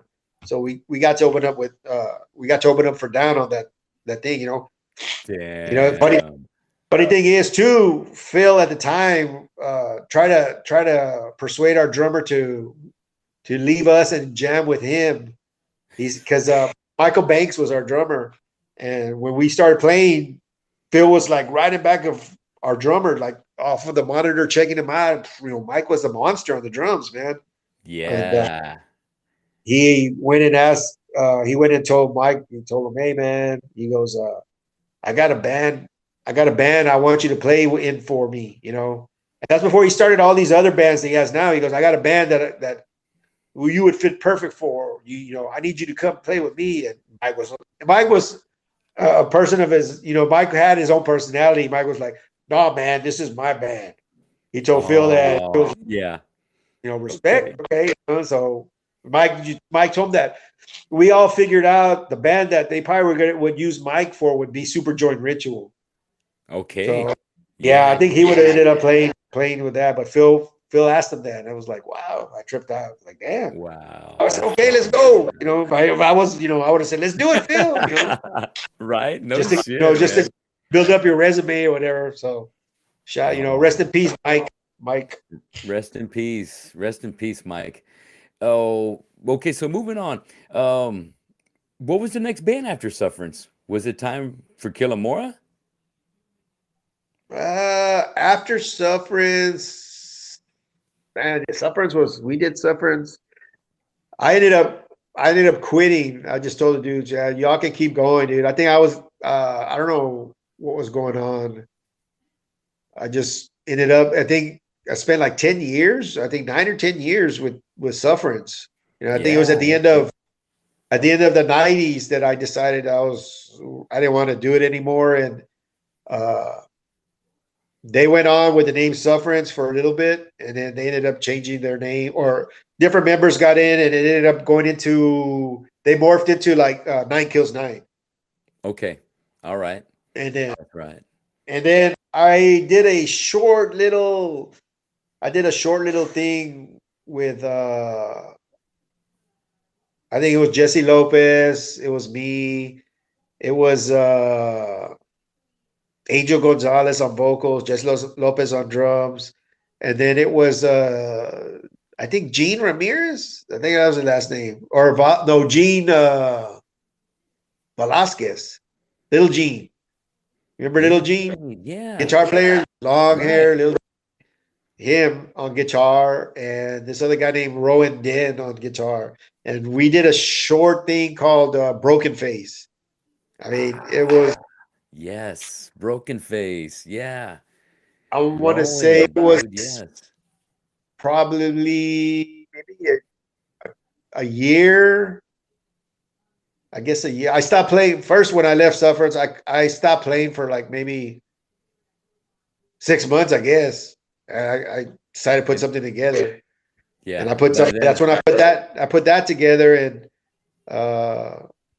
that band didn't stick around too long. I think it was like a year and a half, and then it was like kind of like members kept on coming. I find somebody else, and then they'd leave or somebody else leave, and trying to keep it afloat wasn't worth it. It was like kept on tanking out. So we ended up I ended up just saying fuck it, just pull the plug on it, and I'll see what my next venture would be. So that was just short lived, but in that short time, we did do a Milwaukee Metal Fest, because in Sufferance, we ended up playing 4 Milwaukee Metal Fest, I think. One of them was with Slayer and Biohazard headlining. Fuck yeah. Another one was with Morbid Angel and Venom headlining the original Venom, and then another one was Yes. with I'm trying to remember who was headlining. Man, we played. I mean, dude, it's a funny thing because we were on the same bill as Burn the Priest, who is now Lamb of God. We were Yeah. it was us, and then the next it was this band, and then the band finished playing, then it was us next. Well, this Yeah. band that played before us, Shadows Fall, and then Shadows Fall. Yeah. and then Wow. they had all kinds of they had dude Korn had just cut their first album. I saw Korn, not that I was a fan of, but I saw Korn that at Milwaukee Metal Fest playing for like I don't know, maybe 200 people. You know, Shit. Yeah. you name whoever was in Milwaukee, dude. I mean, whoever was at that time, hitting or whatever. Yeah. It they played. I mean, Immolation. It was like Immolation, Pig Destroyer. I remember seeing them. Anal Cunt, Anal Blast, Cradle of Filth. I walked in on Danny Filth practicing his vocals in a restroom. I walked in and he was like, like warming up, and I was like, oh, he just stopped and looked. I said, oh, sorry, man. I walked out. I was like, That is uh, fucking badass, dude. Overkill. How about the King? You see the King out there? King Diamond? No, I think Devastation. Like again, they were the first ones to play Milwaukee Metal Fest. I think they were the ones who played with King With Diamond. King. Oh, okay. Yeah, All with right. them and Deicide, and Yeah. I can't remember whose theirs was, but ours was. I mean, just I go back and I find a flyer and I look at it and I'm like, wow, they were on there. Shit, they're huge now, or what? They're- They were.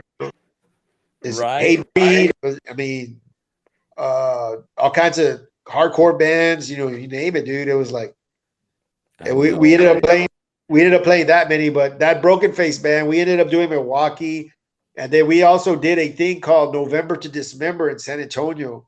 I've heard That of that. was Jack Koshnick decided to expand the Milwaukee Metal Fest, and he bought it to San Antonio, which Oh, yes. it turned out to be. I don't think it turned out to be what he expected, but Okay. it had they had all kinds of bands there too. MOD.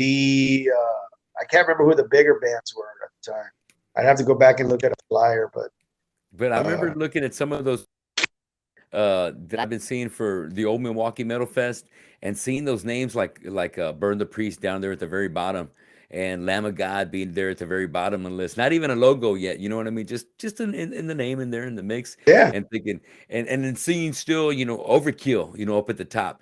And then now thinking about this year's lineup. Here's Lamb of God at the fucking very big top, and Overkill is still in the mix, and so many grinders are still making it happen, man.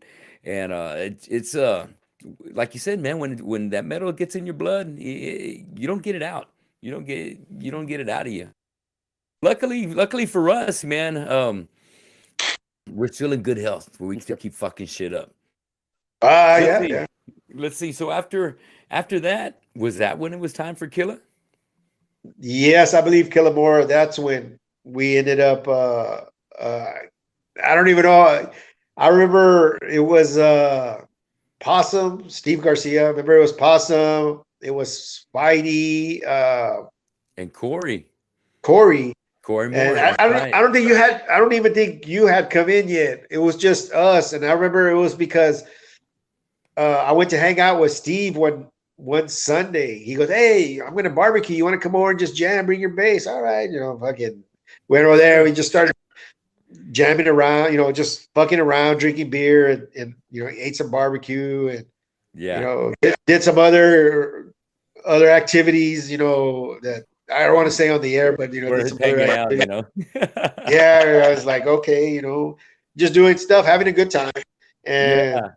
it kind of felt fun. Like, hey, you want to do it again next week? Yeah, let's get together, this and that. And it started kind of like, okay, then started kind of creeping in that, like, oh, this could be something. Everybody could sing. I said, I think did I call you up or did somebody else call No. you up?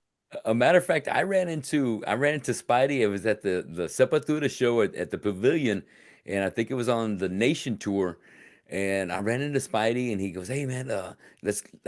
I want to talk to you, but let's go find Possum. And I was like, all right, cool. And he was asking if I was jamming with anybody. And I said, nah, not right now. And I ran into Possum, and then Possum was with Corey. And they told me, hey, we're trying to get a band together, and you want to come jam? And I said, yeah, fuck yeah. So we exchanged numbers. And I remember when I walked into Possum's house and I saw you in there, man, to me, I was like, oh shit, fuck yeah, man. I'm finally getting to jam with Alex. I didn't know you were gonna be there. They didn't tell me they already had a bass player. I didn't know who was playing what. But Yeah, uh yeah. but when I got there, I was like, yes, man, because man, to me, you were already fucking metal royalty, dude. You already been grinding. You've been there. You've been And doing things. I'm far from, like you said, a legend. I'm far from that, dude. I'm just a normal No. person. I mean, I'm not a rock star. Dude. I'm just somebody that fell in love with music and just, was is pretty lucky to have had the path I've had. Yeah. Uh, I mean, Absolutely. But you've been paving the path for me and the other guys, that have come after you. And it's something that we respect and we acknowledge and we want to recognize and that's why I see you as a man because you were already doing this kind of stuff that made me inspire and to give me the courage to have the confidence to say, fuck, I can do this shit too. If they're doing it, I can do it.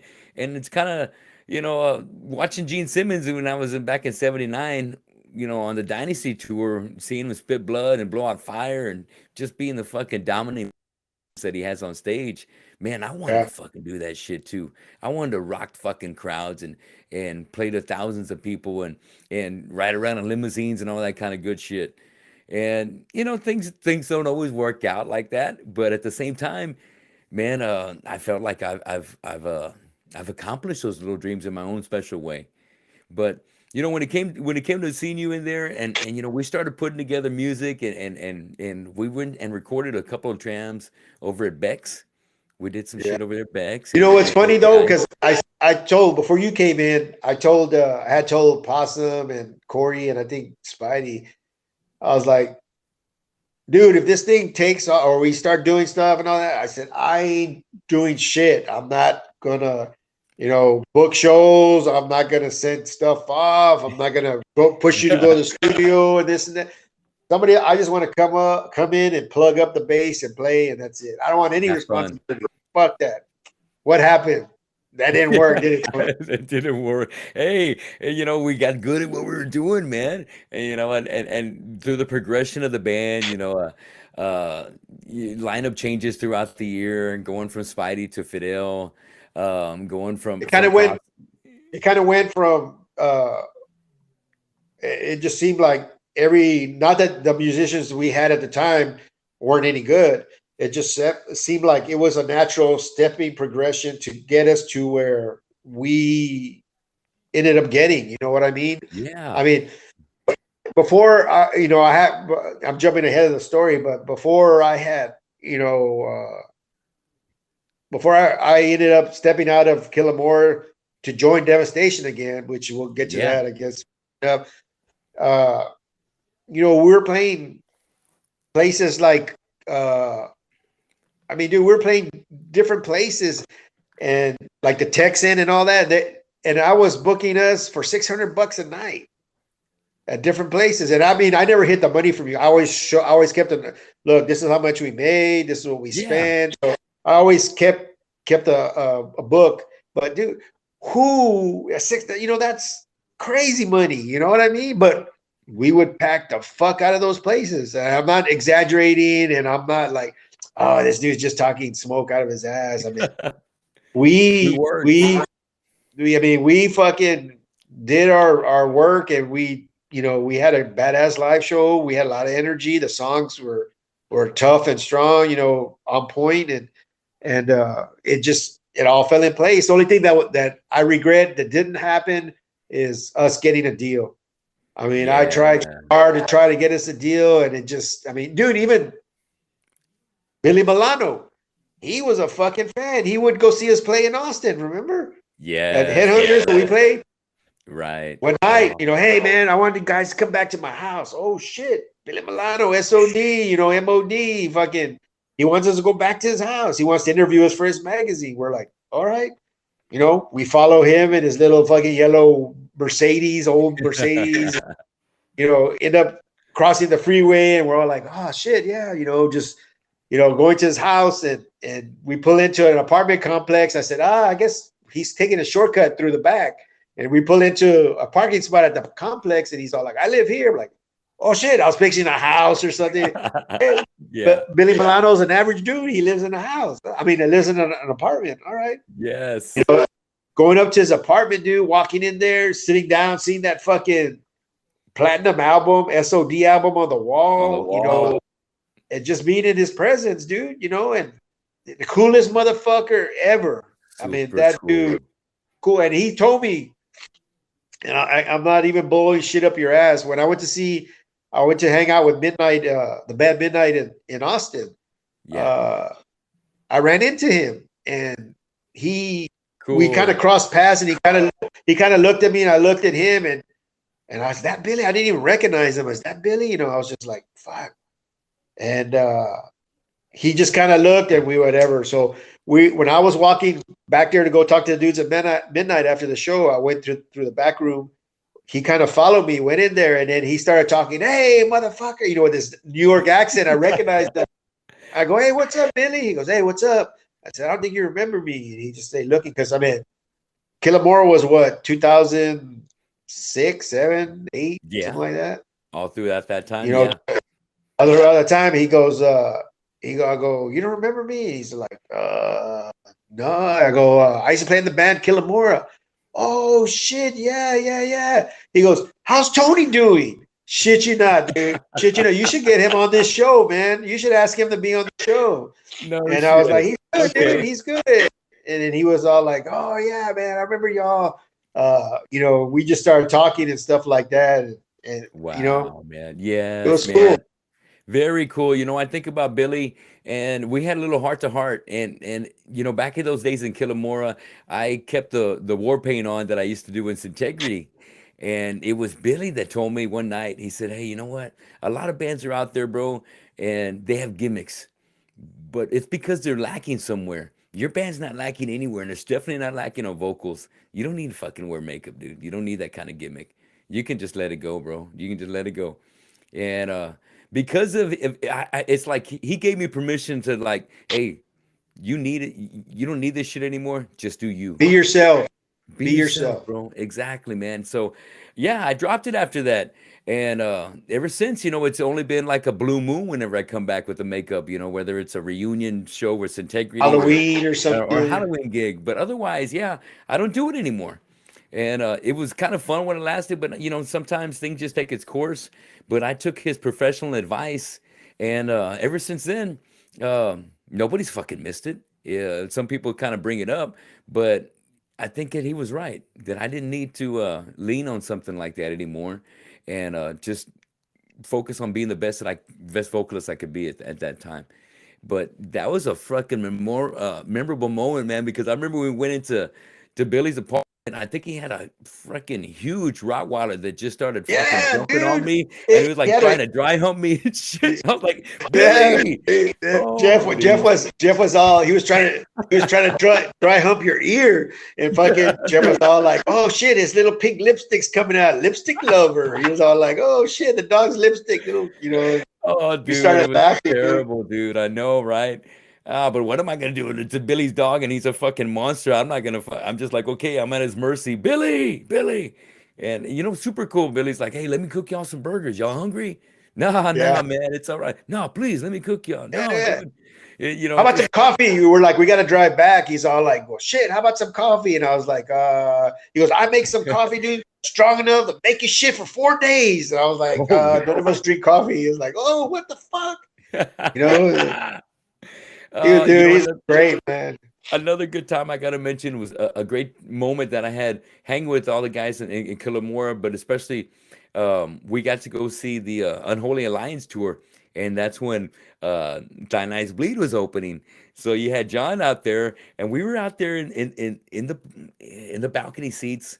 And my dumb ass wanted to go on the floor, so I left where you guys are kicking back. And while I left to get on the floor, John made it up there, and y'all were bullshitting, talking all kinds of shit. And then John sees me from down there and he goes, "Hey, Tony, what's up?" And the security guard saw me, and I guess he put two and two together that I was up there, and now I'm down there. And he goes, "Hey, come here, let me see your fucking pass," Oh shit. and threw me off the floor and sent me back upstage. But by the time I went back upstage, I missed out because you guys went backstage and got to hang out with Mastodon and check.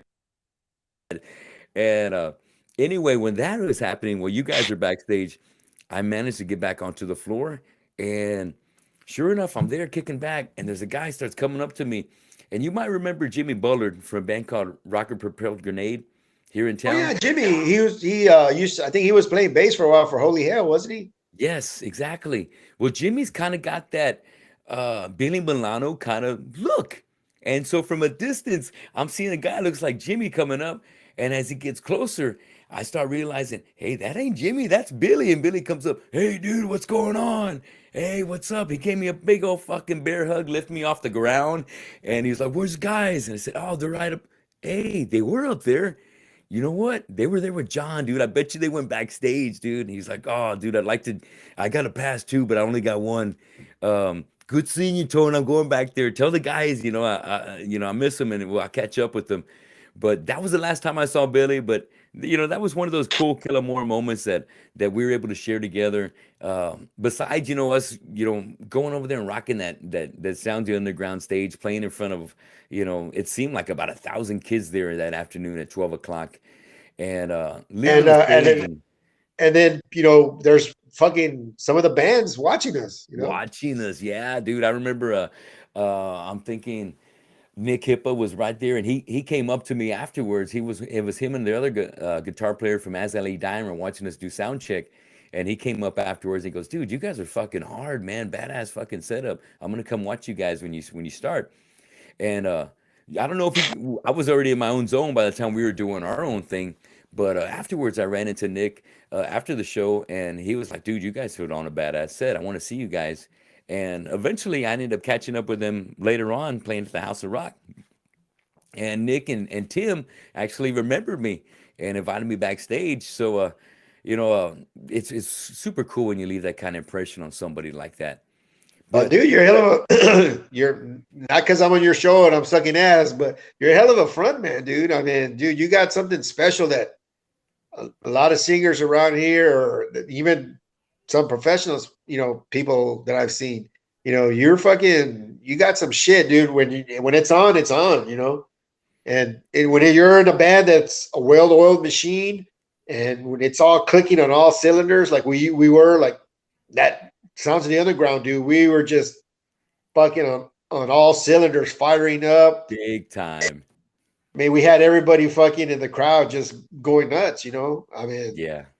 Thanks, Al. that. Thank you know, it's I mean, it's true. I mean, you are. I mean, I'm pretty sure you get hit up left and right to join bands. I'm pretty sure you do. What's funny? I really don't get asked, but I have been asked pretty recently to kind of fill in and do some vocals on some writing materials for some badasses that write all their own shit, but need a vocalist to come in there and lay down some stuff. So I've been working on some stuff, and I've done some stuff with Haunt to Sleep, and I've got something in the works with Daniel Benavides from Vile. He's got his own music getting ready to come out, and I'm doing a track with him. But yeah, dude, at the same time, I'm glad I don't get asked so much because love this shit so much, and I love playing with different musicians that, I might run myself too thin. And at the present time, I got Headbangers Pit, a cover band. I got Fistful of Metal, a cover band. I started an original band with David Reed and Spidey's on drums and Eddie's on bass, and that one's called Existing Anger. And so, yeah, man, I'm still grinding, still got the Pantera tribute. So, and then I got the podcast. And so I How long got a you been lot. doing that, Pat? How long you been doing that Pantera tribute? We've had Yeah. it going on since about, I want to say about 5 years. And it's something we don't just throw out there all the time. We maybe only do like maybe once or two shows a year just to keep the draw coming out and not to make it Smart. such a You don't want to usual. overkill it. Yeah, and Like some bands play corpus like fucking every month or every weekend or whatever. It's like who's gonna right. after a while you might draw the first show, yeah, then you can do it again. It starts getting smaller, you do it again. It's like people are like, I saw them already like last week. I saw them 2 weeks ago, or I saw them a month ago, or it was Yeah, always good. I used to get a kick out of it. I used to get a kick out of when people would approach me and tell me, hey bro, I can book your band at Zeros right now, dude. I can book it. And I'm like looking at it like, why would I want you to book a show for my band at Zeros when I can just pick up the phone and do it myself and keep the money? Why, right. why hey, I can make merch for you. Why would I want you to make merch for me when I could just make merchandise myself and I get to keep the money? The band gets to keep the money. Why would I want you to be part of it? Like, Making a cut out of it. Exactly, right? I know. it's just Yeah. it's just funny. It's like you could go ask some other beginner band that that gets excited because you book at Yeah. Zeros and you book here or whatever, but I don't need any help booking Corpus, bro. That's for Talk to damn me if you sure. can talk me if you can get me to Europe or something, but don't tell me I you want to know. book me here or there. Right, dude. Well, Getting back to I was gonna tell you before you go on that story about the Unholy Alliance tour. It yeah. was those dudes were actually cool with us because I had like 3 times they had played Corpus. I think Yeah. Patrick brought them down. Every time they played, since I knew John from Bloodcom, I would let them stay at my pad and feed them and and let them Yeah. even they had a whole day off before they played. I think down in the valley or whatever, and I They would let hung them stay at out. my pad, shower, wash clothes because they were on tour. I mean, they're from Canada. There was a long way. Dying Eyes Bleed, and Yeah. in return, they got us into fucking. Uh, well, I don't know. I don't remember if you guys, but I remember the first show. It was San Antonio. They had us. They pulled us backstage, like you said, but you weren't there. And Yeah, I missed it out on was that one. funny because what you missed out on is there's like a hangout room, and I'm sitting there on the couch, and right here is Randy from Lamb of God sitting next to me, then the dude from the bass player from Lamb of God, and then the dudes from Mastodon, and then the dude from Children of Bodom, the guitar player Alexi or whatever his name Let's is, see. and they're all talking Yeah. with each other, joking and shit. I'm just sitting there like, fuck. I'm sitting in the middle of these dudes are all fucking having a conversation. I'm just sitting here like, what the fuck, just listening, kind of taking it in. The next Yeah. night, John goes, hey, did you have a good time and all that? Yeah, yeah. And they were like, I said, shit, I'll go to the Dallas show. And he goes, you want to go? We'll put you on the list. I said, fuck it, we'll go to the Dallas show. Sure enough, next day we Yeah. go up to Dallas. This time, we didn't have to, get tickets or nothing. They ended up pulling us in backstage, dude. I met Jeff Hanneman. I took pictures with Tom Araya. Took pictures with dudes Yes. from Children of Bodom, hung out there, ate catering at the catering thing, So thanks to John. John was the one that uh, was a nice guy and hooked up everything, man. Everything. Yes. So Good that people, was cool. John. Good people. And that takes it way back to the blood come days, you know what I mean? Wow, dude. Wow. It's weird. Yeah, I'm sure you've met people that like me. Like I said, I met Rodney way back at a Twisted Sister concert, and to this day, we're still friends. We Yes. go. Me and my wife travel to his house, hang out with him, go see shows in San Antonio. He'll come up to Houston and hang out at our house, whatever. Same way with Gus Edward Vasquez, who ended up taking my place in Devastation, and his brother Gus. Yeah. I met them at a Triumph show, dude. I was waiting in line one night, spending the night at the Coliseum, and they drive up both on a 10-speed bike, and his brother's on the handlebars. Edward's on the handlebars. Hey, what's up? What's up? What are you doing? I'm spending the night here, just hanging, waiting for the show tomorrow. Oh shit! They went and left the bike, walked back, and spent the night. Been friends ever since, dude. That was the Triumph show. Was probably like maybe '82, something like that, or That was a real bonding moment right then. that's Yes, bro. thing Fuck is, dude, yeah. it's weird. Music, I guess at least metal music, I have Especially, I yeah. have it's special, dude, because a bond that you have that to this day I'm still hanging out, or I hang out more with Gus and Ed. I really see every once in a while because he's always busy. But Gus, his brother, I'm always hanging out with. A shitload of people like John Araya. I met him in Blood Cup. I still see him like at Rodney's house. I still, we still talk, stuff like that. I mean, Yeah. you make long life. My whole thing about what I'm trying to say is you make long life friends, good friends, Yeah.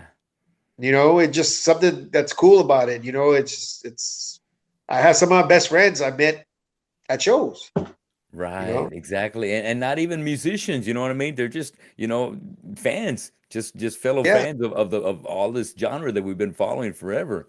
Like I And met a lot of your friends, like Baldy. I didn't know who Baldy is. I met Baldy, dude, and that dude was the shit. I mean, that dude was just yeah. the best, man. Oh, Rest in peace and shout out to Baldy rest in because peace, my bro. he was just like always happy, always laughing, always a good time to hang out with. Yes, His dude. new. So when I first saw him, he had a Jaeger machine. I was like, damn, oh, one of those shit. He was all about the Right. Jaeger.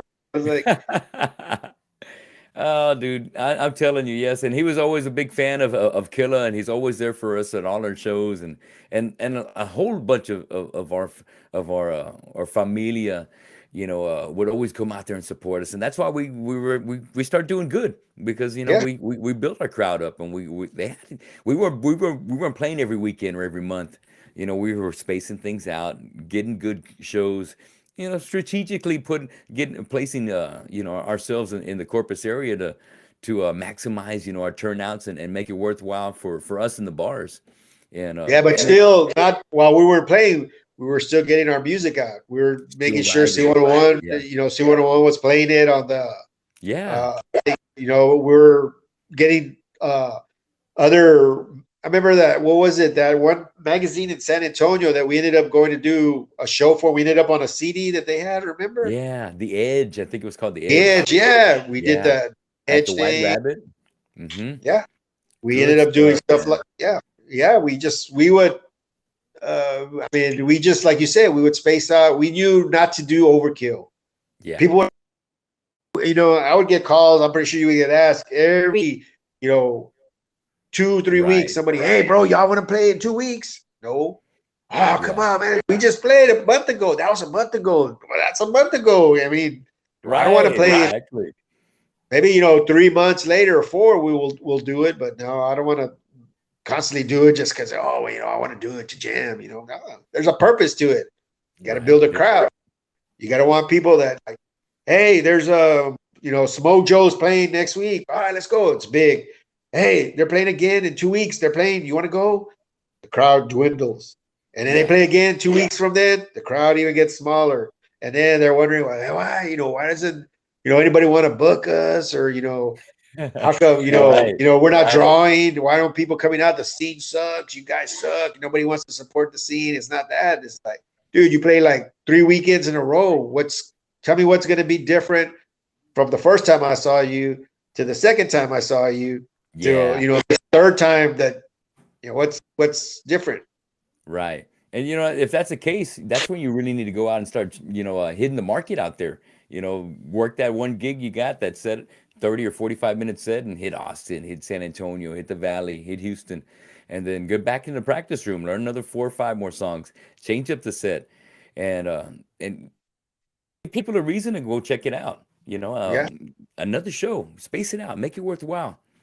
So I don't know, like the young bucks probably do it different. That's us Stone Age people, you know what I mean? The young guys probably have a different way or different, which is good because not everything works. Not everything like we've done what might not work now. Somebody else has come up with a different twist. I mean, dude, I was surprised. You remember that band called what was it called? Not Bleed the Sky. It was a band from Corpus. Okay. They got signed just off a video, dude, on Victory Records. There was like one of the Design the Skyline. dude. It was like just like that. They had like 5,000 hits, or I don't know, maybe more on a video, and maybe I had heard done like maybe one show, if even that, right? and they got fucking picked up by fucking Victory. I mean, whatever works. Hey, fuck it, whatever works, Right. works. Exactly. It was like, holy shit! I was like, damn, and that was like the new way of doing shit. You know what I mean? Right. They were stepping up, doing shit that, hey, they found a way to do it. You They got know, I mean, recognized. Exactly. more The power right to them. the right person saw him. Exactly. More power to him. Exactly. Man, wow, that's awesome. I remember that. So coming at the end of Killamora with that run, we kind of touched on it a second ago, talking about how Devastation ended up getting an opportunity to get back together. You, Rodney, and Henry, and actually getting on a Soulfly tour. Yeah. Well, So, what happened? What happened on that was me and Rodney would chat. You know, because Rodney has always been my T-shirt guy. oh Every band I've man, been in, Rodney has done my shirts. You know, I always, make shirts with Rodney. So I'm in touch with him. I'm in contact with him. So I remember it happened at the time. I was working at a printing shop, dude, as a delivery driver, and I was gassing up my big ass box truck, and the phone rings. I says, "Oh shit, Rodney, hey, what's up?" You know, and he's all like, "Hey man, what's going on?" I was all like, "Not much." He's all like, "Yeah, dude, Rodney has never really paid attention to social media at the time. MySpace had just took yeah, off, so people were making band sites and all that on MySpace. Well, a friend of his asked him, why isn't there Devastation MySpace? I don't got time for that shit. Rodney was like, man, nobody ain't gonna fucking write to it anyway or come see it and this and that. So this guy started one for him and started, posting pictures and music, and dude, the thing just started getting bigger and bigger. A couple of years later, I think what happened was he was getting emails, messages, or whatever they did on MySpace. That guy who was doing it for Rodney was getting messages. Hey, Rodney, you want to check that out? Hey, dude, there's somebody in Brazil that wants to book Devastation, for a tour. There's somebody in Canada that wants to book Devastation for a tour. And finally, Rodney kind of gave into it and kind of started toying with the idea. And I guess he had asked Dave Burke, and he had asked Edward, and he had asked the originals. And I don't think couldn't find Henry yet. Henry was kind of missing out of the picture. And what happened was he called me up and he said, like, hey, I'm thinking of putting Devastation back together. I go, hey, badass, bro. Shit, I'll go see it. And he goes, yeah. And he goes, I go, well, who's, the original? He said, well, I asked Dave Burke and he's not interested. And I asked Edward, and Edward at the time, or had other obligations and had already lost his drive to be in a band. So he said, I said, well, what's the reason for it? He said, well, dude, I want to take Devastation to Europe. That's one thing we never did. ooh, We never got to take Devastation to Europe. They were supposed to play, I think, some shows with Death in Europe, but I don't know what happened. It ended up falling through, or I don't know. They ended up breaking up at the time or something. So he wanted to take Devastation to Europe, and he decided to give it a try since promoters were emailing him. They wanted to, do shows. yeah, So he's like, I go, well, who are you going to get on guitar if Dave Burke's not going to do it? And he says, well, I've been talking to Walt from Running Corpse, and he seems interested. I want to drive up to Dallas and actually like approach him in person instead of on the phone. I said, well, shit, it'd be you. I said, well, Walt had a connection to Devastation. He was their sound guy on tour. So he was kind of like the sixth member of Devastation. So you could count him kind of like he was part of it when things yeah. were happening. So it's kind of like he's an original member, so that would work. Plus, then Roddy Corpse, he had a name for himself, Right, and so, exactly. and then I said, well, that should be good. It should be Walt, you, Henry. Uh, he goes, I don't have a drummer yet. I need to find one. And then he goes, and I go, and Ed. And he goes, no, Ed doesn't want to do it. I said, what? He goes, yeah, Ed doesn't want to do it. I said, shit, who are you going to get play on bass? And that's what he said. Well, I figure since you're active still in the, playing, if you want to play bass. And I was like, what? He goes, yeah. I go, how long is this tour in Europe? He said, it's going to be like a month in Europe. And I was all like, Yeah. man, then you don't, instead of stopping and saying, well, what about my job? My wife at the time, my first wife was pregnant with my daughter. And there was still some time. I think it was like 8 months away before the tour, but that was enough time for us to rehearse, or actually for him to get a band together to start rehearsing. So I was like, instead of saying, I gotta need to ask my wife, or at the time that, or stopping thinking, what about my job? I was like, fuck yeah, do it. Shit. And he was like, oh, well, do you need, are you sure? I said, yeah, I'll fucking do it. He goes, well, dude, don't you need to ask your wife or anything? Fuck no, I'm still gonna do it. I can figure it out at work, and I'll figure out how to get off from work. I got 2 weeks vacation, and right now, I can ask for extra time off with no pay or whatever. Just leave of absence or whatever, and I'll do it. Fuck yeah! So he ended up asking Walt. Walt said yeah. So Walt was in. It was me on bass, Walt Dreschler on guitar from Rotting Corpse, Rodney singing. And then he found out through people where Henry was actually living. I think Henry had a cell phone. And we drove up to Austin and we found Henry. And he asked Henry. And Henry said, yeah, I'll do it. So that was Henry. All we needed was a drummer. Yeah. So they thought about, at one time, they thought they had Tigger with Dave Lozano, but for some reason, I don't know what happened between them or how they ended up their relationship, Dave and Devastation. Yeah. That and they were thinking of another guy from out of town, this and that. When I brought it up, I said, dude, I know 2 drummers right now. I said, I jam with one of them in Killamora, and he's a badass drummer. And I don't know where OJ came up, but I think I knew OJ from Sewn Shut. Or no, yeah, Sewn Shut, I think it was. Yeah. And I said, and also I was good friends with OJ. I said, I know another guy named OJ that'll do it. He said, well, you think they'll do it? And I was like, yeah. I think I think he'll do it. So long story short, I ended up asking Fidel. I was like, dude, you want to try out for Devastation? He was like, what? I said, yeah, I can get you a tryout. I said, they're going to Europe for a month. He was like, yeah, well, I said, I don't know how you're going to do it with work. And I don't know, I mean, this is, you want to, are you sure you want to do? Yeah. He ended up trying out, and OJ, 1 week, Fidel tried out, and then OJ tried out. OJ tried out first, and OJ had the drum fills and everything down, and his double bass wasn't exactly there. It was there, but not exactly there. Then when Fidel tried out, Fidel's double bass was like, Fidel just fucking a machine on the double bass, and he had his chop okay on top too, to where Rodney said, yeah, we'll go ahead and go with Fidel, But the first thing they asked me, Rodney was like, are these dudes drunks, get all fucked up and talk shit and, want to, get all fucked up all night and then play shitty the next day? I said, no, Fidel's totally opposite. He's quiet. You won't even know he's there. Shit. Fidel's still here, he's quiet. Right.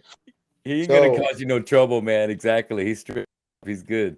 Hell yeah. So we ended up rehearsing all the weekends. Me and Fidel would drive up to San Antonio and practice and spend the night there at Rodney's, and then come back and then practice again, learn the songs. I tell you what, dude, Devastation was probably like some of the hardest music I had to play, man. Yeah, dude. Fuck. I can only imagine, man. Fuck. Yeah, it was a lot of finger work. And when I first they told me to listen to the CD, and I went in and we started playing the first song. I was like, no. I was playing it, and Henry was like, whoa, what are you doing? I said, yeah.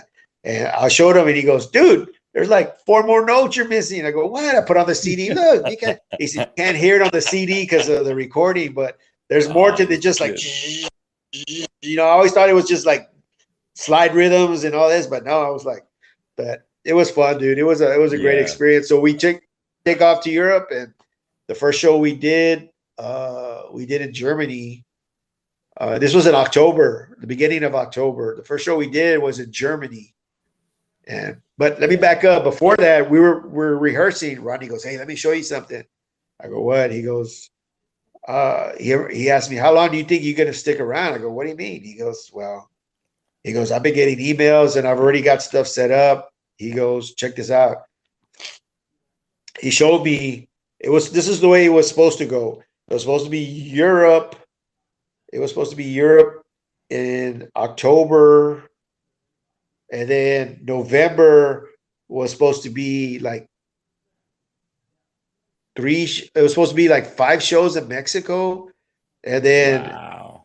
that was like it was October. November was 5 shows in December.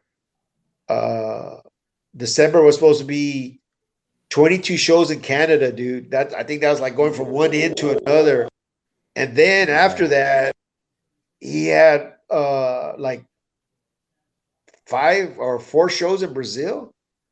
Shit. And I was like, and he caught the bug again, and he was just like world domination. I was like, oh shit. Yeah.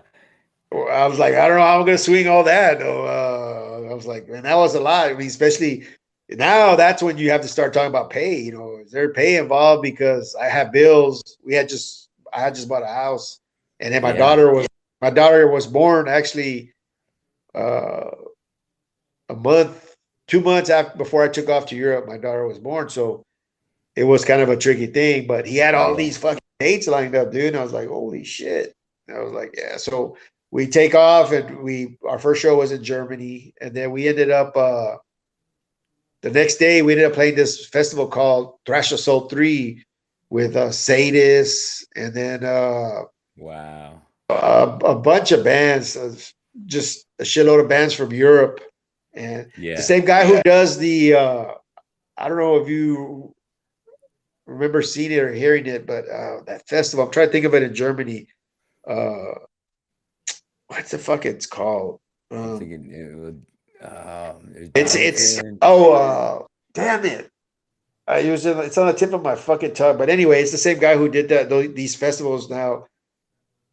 I can see the logo, but I can't remember the fucking name right now. It might come up in a while. Okay. But anyway, we did that, and then we ended up hooking up with this band called Warhead from Croatia. So we ended up doing like 4 shows in Germany, and then they picked us up in a van or whatever, and we used their equipment, and then we ended up cruising and doing like Bosnia, Croatia, England. Yeah, man, dude, I was just everywhere for a month. We're out there. It was probably like fucking best experience I've had, dude. Seeing that side of the world. I was like, when am I ever gonna see that side of the world? I have no money. You know, I can't go take a trip. Let's take a trip to go over to Bosnia or Croatia, or let's go over to. And it was supposed to extend a little bit after October. Well, into October into November, we were supposed to go into like Denmark and Sweden or Switzerland, I think, Italy. I can't remember, but what happened was while we were on tour, Walt worked some kind of deal between, because Walt, the guitar player for Rotting Corpse, used to drive Pantera, used to be Pantera's bus driver, Damage Plan's bus driver. So he had access to the bus. So he kind of worked out some kind of deal with Vinny and Gloria, Max's wife, from Soulfly, that if Vinny, all they had to do was pay Vinny, and Walt would drive them around the US on this tour for free. They didn't have to pay for the bus driver, because I think it's separate. The bus driver gets a chunk of change, and to rent the bus is a chunk of change. So they rented Damage Plan's bus, and they paid Vinny that money, and then they ended up not paying Walt. Walt did it for free, and in all that trade, all that, they ended up putting Devastation on the Soulfly tour. So we got back from Europe. We got back from Europe in the end of like right before Halloween. We got back. I was only home for 2 days, and then took off straight up the road to go tour with Soulfly. So it was Devastation, Insight, Bleed the Sky, and Soulfly.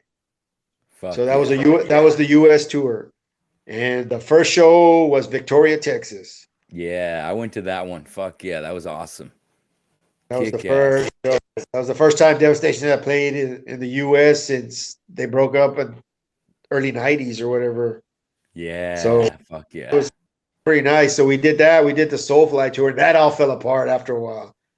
I was on there for 2.5 weeks, and then my little girl ended up getting sick. So I was in the last show I did with Deva was in Ohio at the same club that Dimebag got shot at, where he got shot on stage. We Wow. played Okay. there, that Al Villarosa or whatever it is. Yeah. We ended, that was my last show with Devastation. They put me, I told them to put me on a bus, and I took a Greyhound back to Corpus because she had gotten sick, ended up in the hospital, so I had to get off the tour. So that was Yeah. my last show with them. But I mean, it was pretty eerie being on the same stage that Dimebag got, blown away. It was like, Definitely, dude. Big time. Oh so shit. I ended And up getting off of that, and then Rodney went a couple of more shows with them. I think all the way up to Michigan, and then him and the guitar player Walt got into it and this and that, and he just packed up his shit and left, took off. That was the Devastation. that That was was it. it. That was, and he was like, to this day he regrets it. He goes, I should have never put it together.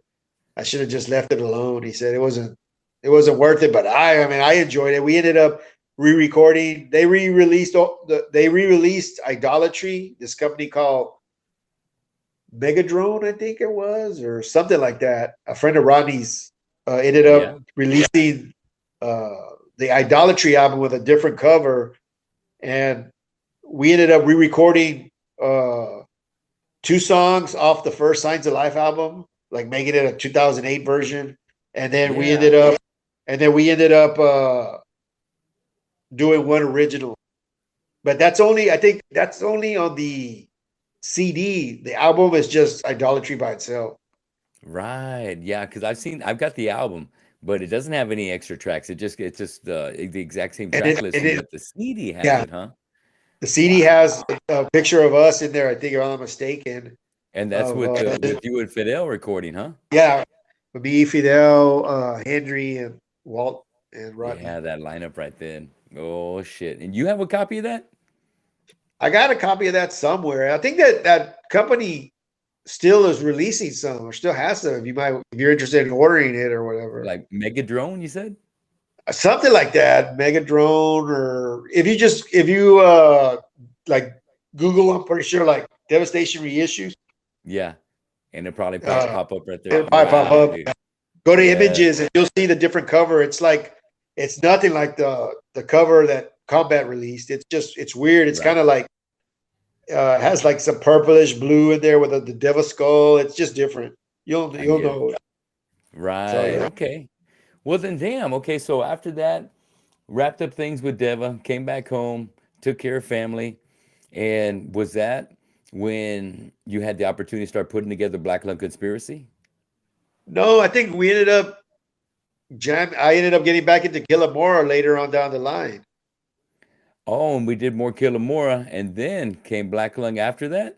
Yeah, then I think Black Lung came after that. Black Lung, yeah, if I'm not mistaken. It's like Devastation. Oh no, that's right. I ended up I take that back. I ended up being asked to play bass for Numb to the Blow. Numb to the Blow was Oh, the next band. okay. I ended up getting in. It was something different. Yeah, Instead of being all ass thrash or heavy as fuck, it was just more just laid back, I guess. More kind of reminded me sometimes like uh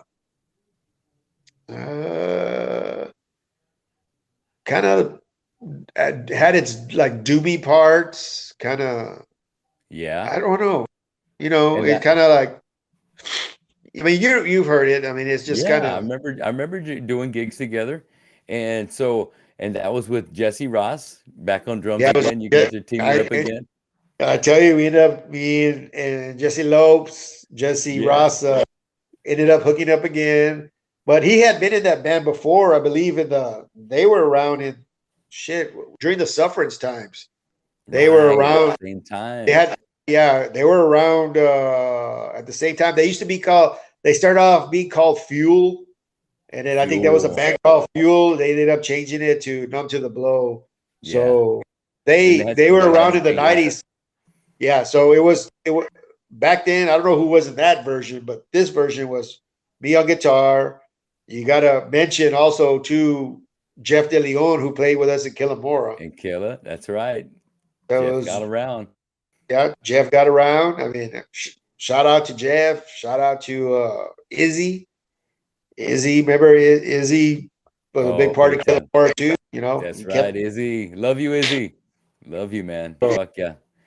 So it was the Numb to the Blow, that version, this version that I joined was Jesse Lopez on drums.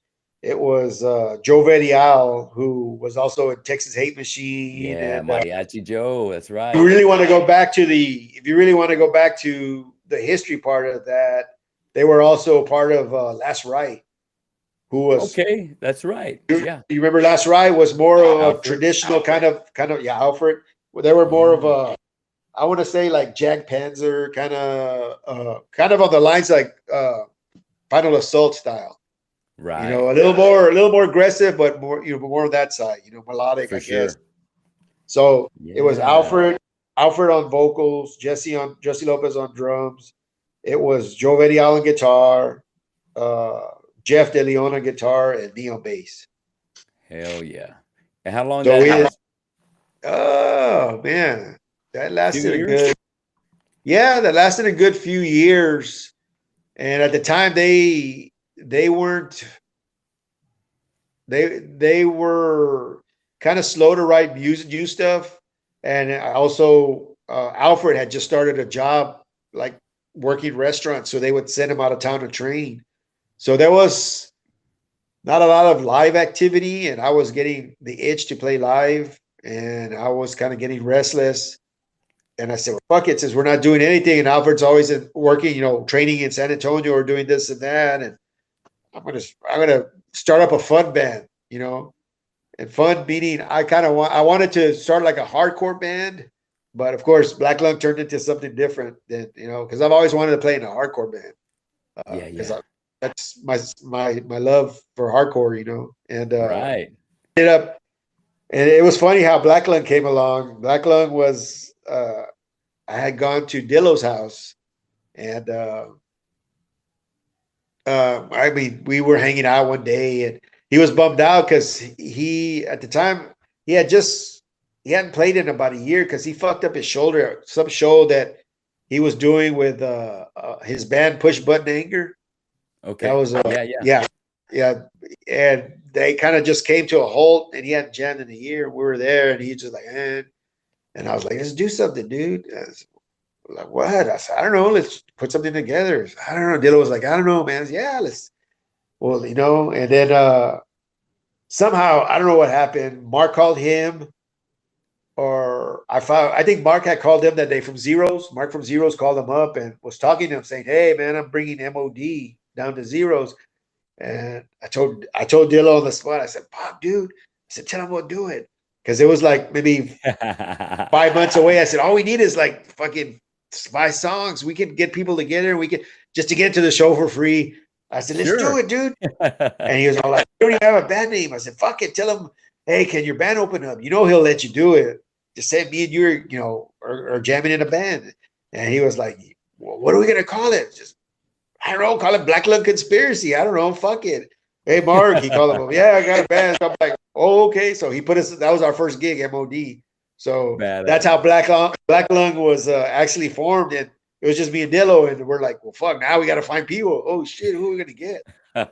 You know, time it was easy. I don't know about now, but at the time we kind of found like Jeff, yeah, I'll do it, and Fidel, yeah, I'll do it, and we asked little Trey from the Booked, Yeah, uh, hell yeah.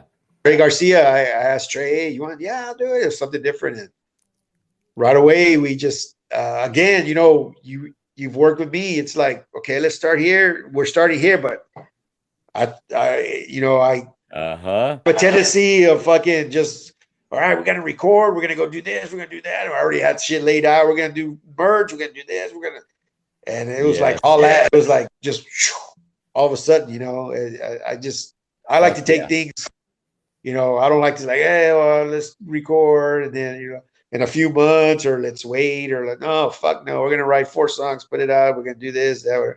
So that's how Fuck Blackland yeah. was formed, and we put out a CD. It got some pretty good notoriety. Got played in a lot of stations out of state, Yeah. and got around, and it was cool. That was the first CD that we got to put on Spotify, and Yeah. It kicks all ass. the other ones that were around at the time. I mean, Yeah. Xbox, and a bunch of other ones like that. So Very, very cool, man. Fuck yeah. And why was it that Trey left the band? Trey was his working schedule was kind of hard, dude. He worked for like something like Halliburton, oil. He Right. was He's in in the charge oil of field. yeah, he was in charge of like a warehouse, and that every time somebody would he was always on call, put it that way. So it I kind get of it. Yeah. yeah, I mean, of course, you're not gonna tell the dude, quit your job, we need a jam like you do in high school, you know what I mean? Fuck that shit, because he's a grown man and he has a family, he has, bills to pay. So Yeah. we wanted to do a little more, we wanted to go out and do more shows, so that's Yeah. where he couldn't, and we just kind of parted ways on that. And I think that's when Yeah. we got you, right? That's when you got me. Exactly, man. I was more than thrilled to jump in there, dude. Goddamn. Now I had a chance to jam with Dillo along with you. I know we had Tyler Fletcher there for a moment. Yeah. We had a Don Pena sitting in on drums for a little while, and and then after that we had OJ, and man, we were doing good. We did real good, Yeah. man. I loved picking up where Trey left off. I love the band. I thought y'all did a great job recording with Chris Marshall at Tonal. Uh, Yeah. Great fucking first representation right there of what you guys just were just throwing out there at the beginning, and things were just kept getting better. Yeah, it was And like we were all over the music wise. Blackland was like all over the place, dude. I mean, I remember mine and Dillo's rule was like, there are no rules. It's like sure, want to throw a jazz part in or fucking a mariachi part in one part of the music while you're playing. It just whatever stuck. We didn't analyze it too much. Like, well, you think we're gonna play this 4 bars and this and that. It was just like yeah, the opening track is kind of like almost a grindcore track, real fucking right. blast beat and shit. And the next one is Fuck yeah, more like kind of sounds like the Misfits, or something. It was like all over yeah. the place. You know? A lot of good So variety, a lot of great influences were shining out in the music right there, man. And Trey's vocals and your vocals added yeah, to it too. Trey's was, Trey was like actually singing. It's like yes, all the bands I've been in, there's never been somebody that's actually like singing melody parts and stuff. And it's like, oh shit, he sound like Glenn Danzig, like the Misfits or something. It's like, right. hey, the hell, so Fuck yeah, just still pushing the envelope and trying new different things with different singers and different combinations of musicians, man. Fucking amazing, amazing right there. And so, Blackland Conspiracy runs its course. And was there a particular reason why you let it go, or was that because Annihilator was there speed and getting busy all over again? we it got to the point where I think we had like Boney Dave on drums at the Yeah, time. The last version of it was Fletcher, Tyler, Fletch on guitar. It was Boney Dave on drums, and then it was me, Dillo, and then we had like a numerous singers, dude, that tried out. We were desperate to just find somebody, and Will Miller was one dude that did a couple of yeah. shows with us. Another one was dude, I forgot his name. Jake. I can't remember his last name, but Jake, Okay. Dillo's friend, one of Dillo's friends, he filled in. I mean, we just it got to the point where also too, at that time I kind of moved to Houston already, and Oh, okay. Yeah. I was here, but I still let them, practice at my mom's house. I still let them practice upstairs at that pad. I would call Yeah. my mom and say, "Hey, Dillo's going to go to the door. Give him the keys to upstairs. They're going to practice." And she was cool about it. Or okay, and when they were done, I would, he'd go and knock on the door and give the keys to my mom and tell her, "Make sure you lock up. Alex wants to make sure you lock up." Or then he would be on the phone me, so she'd lock up and all right, man, we're good. All right, so we did Yeah. that for a while, but it got hard for some reason when I wasn't there, it got hard for everybody to try to practice. Somebody could, somebody could, somebody could, somebody couldn't. Yeah. This person could, this person couldn't, and it just lacked any kind of direction. I mean, it just kind of Yeah. just kind of ran its course, and I mean, I couldn't do nothing from afar where I was at. So I would tell them, "Hey, I'm furnishing y'all a free practice room. Y'all can go in there and practice." And it just They got had hard. nothing to lose.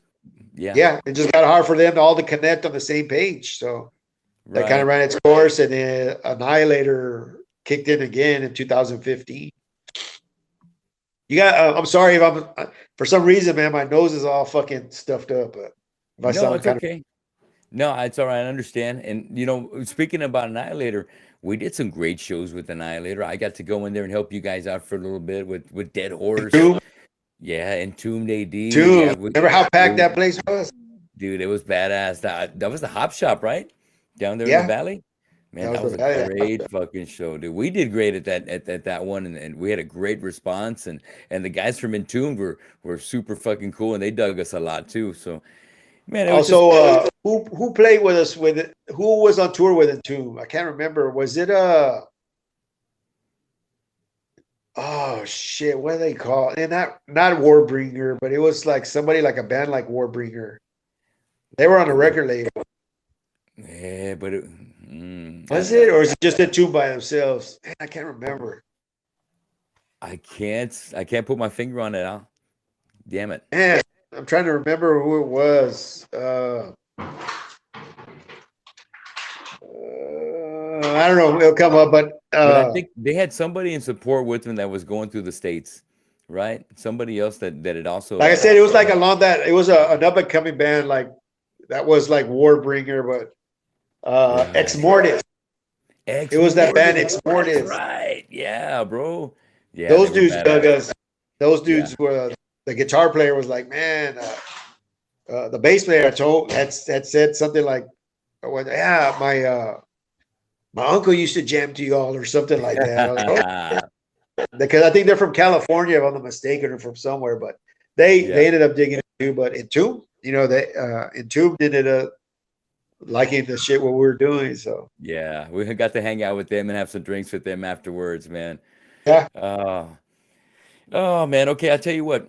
I don't want to keep you too much longer, man. We've been having a fucking great time covering a lot of stuff. But let's cut to the chase real quick. Now your current project is going on with our new phone vocals, Hector and Matt on guitars, Josh on drums, yourself on bass, and that's called Ill Adjusted. I was just talking to our new fool just the other day, and you guys have already been pretty much getting together and rehearsing almost around a year so far. Is that about right? yeah. It's been about shit.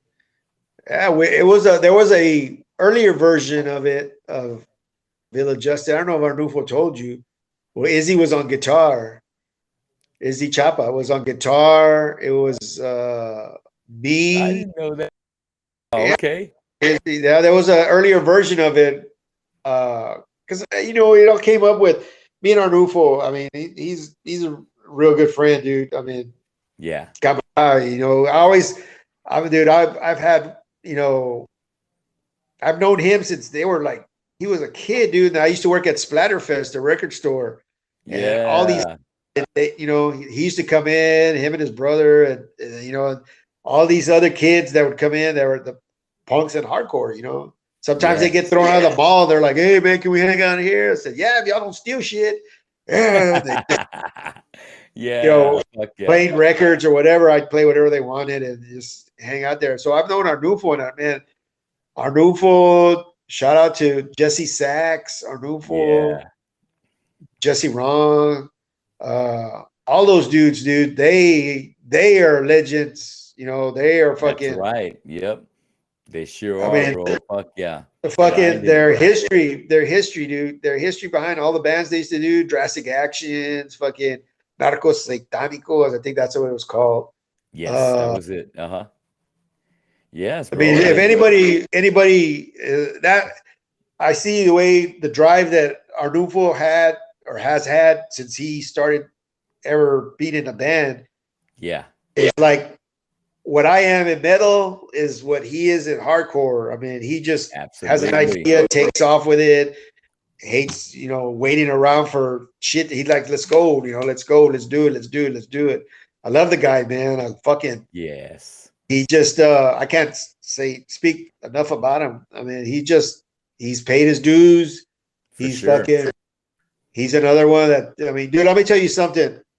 How much he gets his shit out.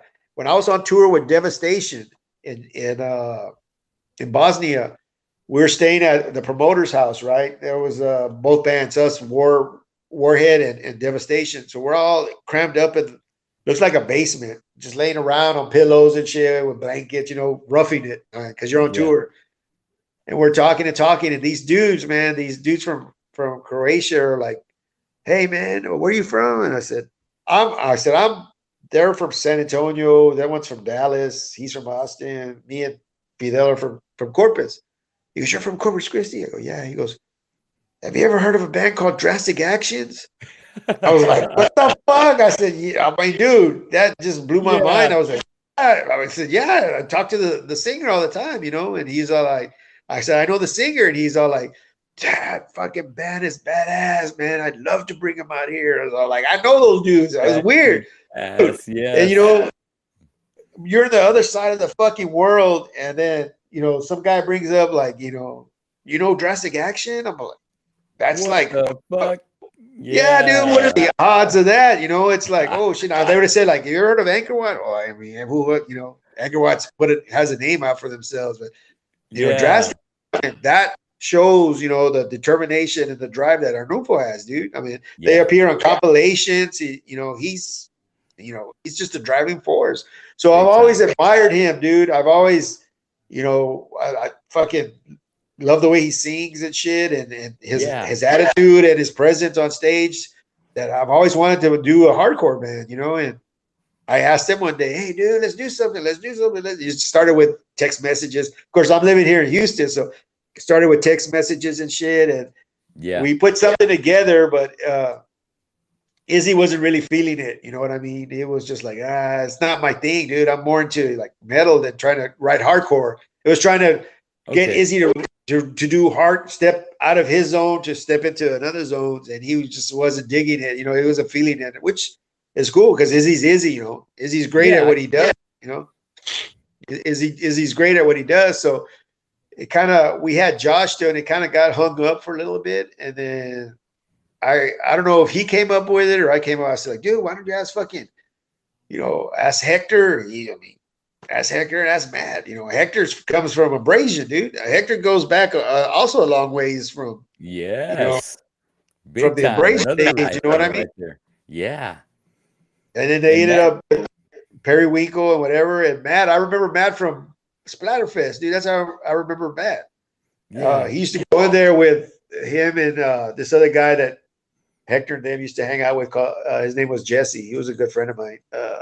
Lirba, I think it was. I can't remember his name, but Yeah.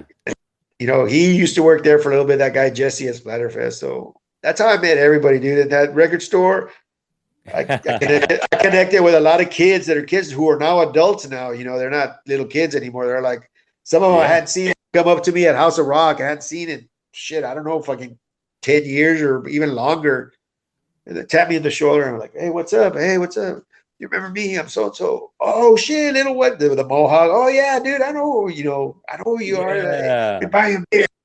A beer because you were always cool with us. You always used to let us, you know, hang out in there and this and that. And oh yeah, yeah. So Yeah, Arnulfo, dude. Fucking So very that cool. was that version, and we asked Matt and then Hector because I know, I mean, Hector's history too. I mean, like I said, with Abrasion and Matt, I have known he's an excellent musician. Yeah, From yeah. the projects he's done and stuff. So we kind of got together. We got together once. I haven't been able to make it down to the practices.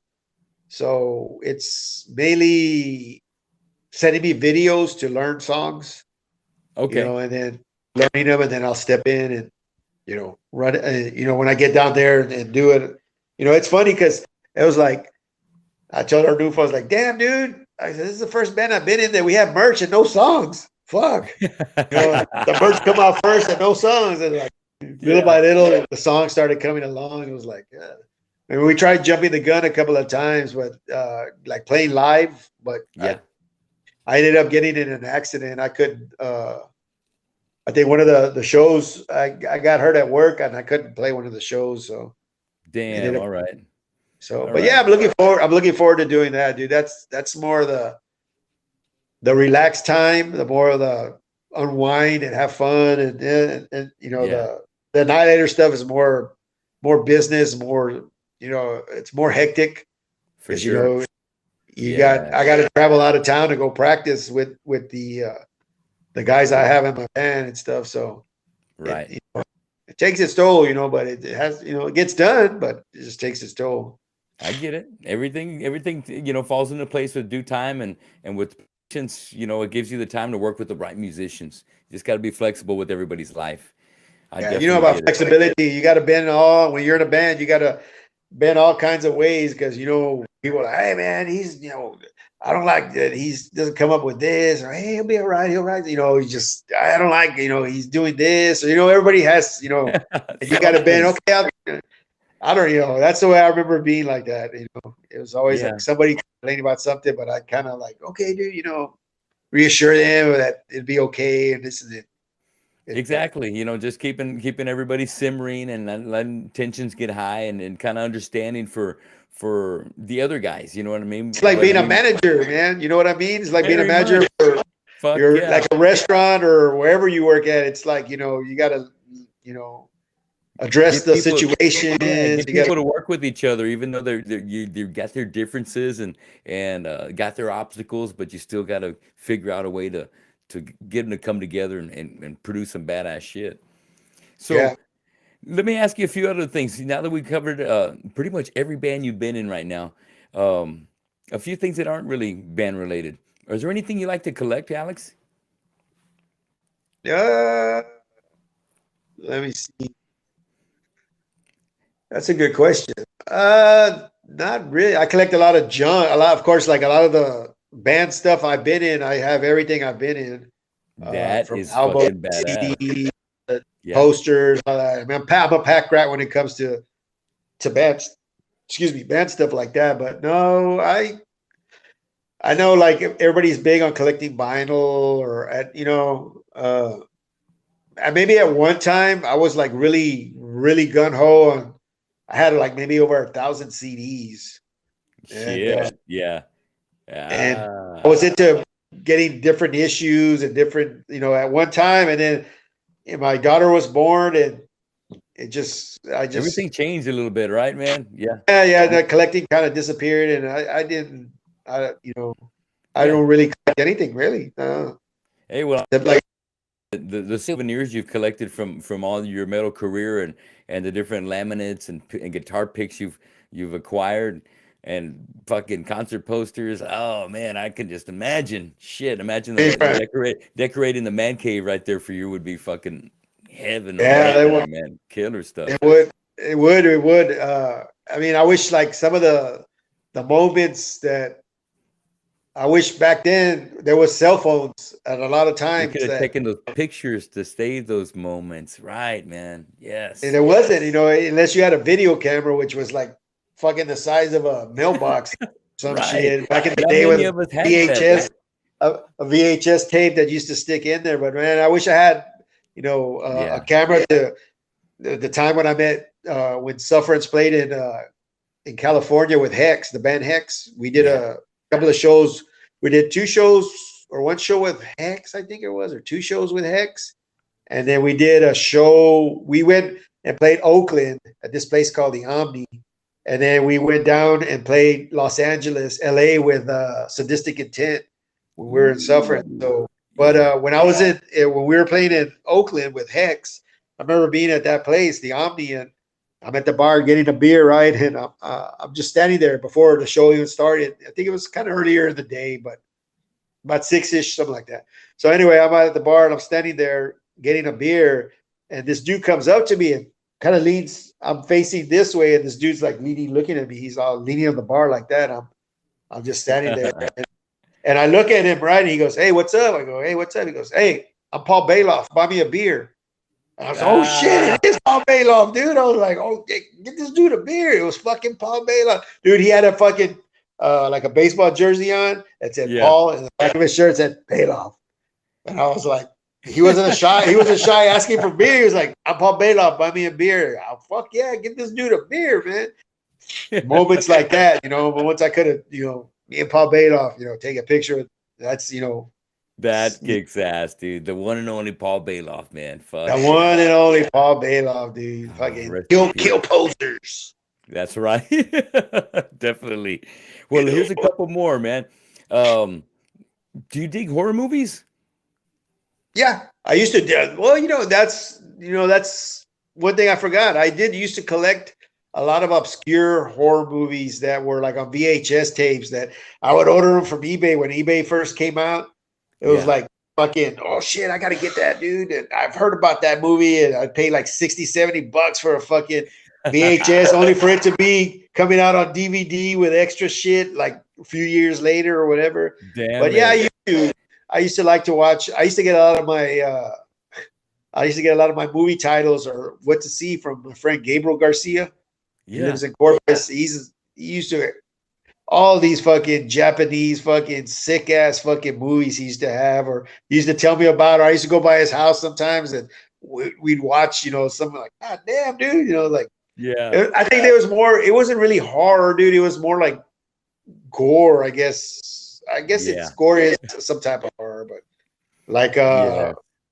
there was one guinea pig called Deflowering the Flesh. It's a series of things that came out on VHS at the time, but it was Yeah. like, what the fuck are we watching? Some dude dressed in a samurai thing kidnaps some chick and shoots her up with heroin and starts fucking dismembering her like little at a time, and scoops out her eyeball with a spoon and hacks off. But she's so fucking high that she can't feel it. Every body part he's cutting off, and it's weird, dude. But shit, yeah, I mean, I like. There's a movie I just recently saw called Grotesque. That's pretty. Grotesque. Yeah. Yeah, gotta check that out. That's pretty. Not Grotesque Formation. Right. Yeah. Right. Yes. Shout Remember out Grotesque George. Formation? That's George. right. Shout out George Elizondo. Yep, the man. Hell yeah. Okay, well, I'll tell you what. We are concert lovers, but what's been the best concert you've ever seen? Oh shit. Man, I've seen so many of them, dude. I guess I become like desensitized. I can't really pick a favorite, but of course the first one I ever went to, probably like Black Sabbath and Van Halen. Oh yeah. What would be another one? Like the Cro-Mags and Motorhead. Cro-Mags or Age of Quarrel. That one would probably be another one. Probably like Motorhead, Merciful Faith, and Exciter at the Joe Freeman. Wow. That was a bad. Exodus and Black Sabbath. Oh shit. Black Sabbath on the Dehumanizer tour when they had Dio in singing for them, and I think it was Dehumanizer, and then I forgot Exodus what album they were on, and I kind of lost track of Exodus after a while. But I think was it. What was the one after Toxic Walls? I think that was Impact is Imminent. Might have been that one. I'm not too sure. That one. Whatever year that Dehumanizer came out. That was probably the last album that Dio did with Sabbath too, right? Yeah, before he before did the he Heaven ended and up Hell. coming back, and that's because we had ran into some people there that were, I guess, associated with the tour, and they were saying that they didn't even know if Dio was going to last the whole tour because Dio was pissed off. He had a separate dressing room from the rest of Oh Sabbath shit. because when the last show they were going to do in California, they wanted Ozzy to get up on stage and Oh shit. do Dio and Ozzy, but Dio supposedly didn't want to open for Ozzy. He wanted Ozzy to open for him, and it got a big mess. That Mm. at the end of that tour, Rob Halford ended up doing the Heaven and Hell sets, I think, if I'm not mistaken. And Ozzy did get up and do his stuff with Sabbath, but Fuck. Yeah, I guess they rubbed Dio wrong, man. That's a fucking shame. God damn. Those hey, are some fucking great shows you mentioned right there, dude. Hell yes. when is somebody Wow. need to get on your show, dude? You need to have a couple of people do an interview with you because I mean Ah, I know you've told it from your perspective, but have you had people ask you integrity questions? Have you had not people yet. no? Have you had people ask you like what made you give up drumming to start singing? We can Yeah. go. I could, you want me to come on here, guy? I'll come on here and I'll interview you. I'll ask you Really? questions. That would be Yeah, great, because Al. people Yeah. want to know about you. I mean, you're the mystery man. You're the guy Ah. that. I mean, you have history, bro. You're part of that same wave, that same scene that back in the Yeah, '80s man. that started and carried it on and still carrying it on, doing the bands you're doing and stuff like that. I mean, We'd have to do something like that, Al. Definitely, bro. That I'd love to have you do it because you coming from the same school as I am over here, us going through the same grind and sharing so many years together. That would be awesome. That's what we're that gonna would, do. man. I'm pretty sure people would fucking want to know a lot. A lot of questions. And I mean, yeah, Yeah, like that. My that's very favorite's cool. integrity song, Hammerhead. Like Yeah, fucking Hammerhead. Yes. and Fuck to be yeah. honest, dude, when that same recording that Hammerhead is on that Yeah. demo The y'all the did, sick I the sick when I uh first heard it, dude, I thought for sure, dude, I was like, man, these dudes are gonna get signed. These dudes I are felt gonna, like we were on the verge of it, bro. Yeah, man. We man, had that something is some good going fucking there. badass fucking every song on that demo was fucking badass. But that was my song, like fucking Hammerhead. Yeah, dude, Yeah. it was killer. And I thought when Tim had recorded that, right? Yeah, yeah, Tim Lee over there. Yep, Did a that's right. fucking excellent job at the time with the recording and stuff. That was a Yes. badass. I was like, holy shit, man!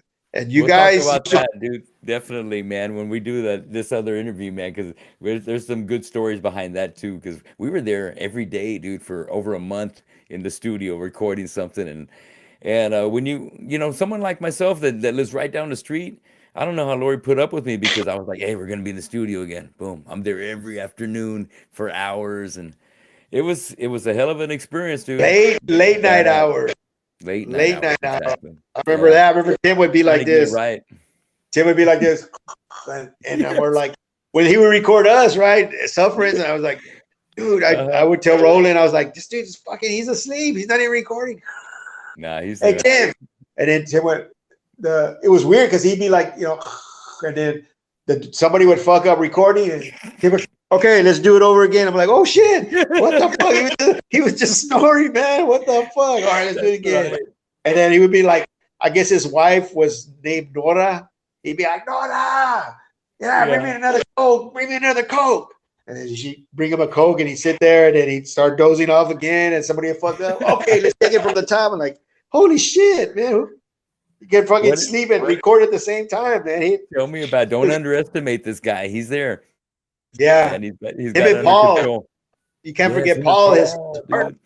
Paul's a man, dude. Super cool, man. Fuck yeah. Paul started getting us going with Killamora doing our first CD there in his Yeah. place. Damn, dude, that was some good stuff. Okay, Yeah, that's I another would. that's a whole other avenue, man. That's a whole That's other avenue. right. Fuck yeah. We got a lot of stuff we can still cover on another segment.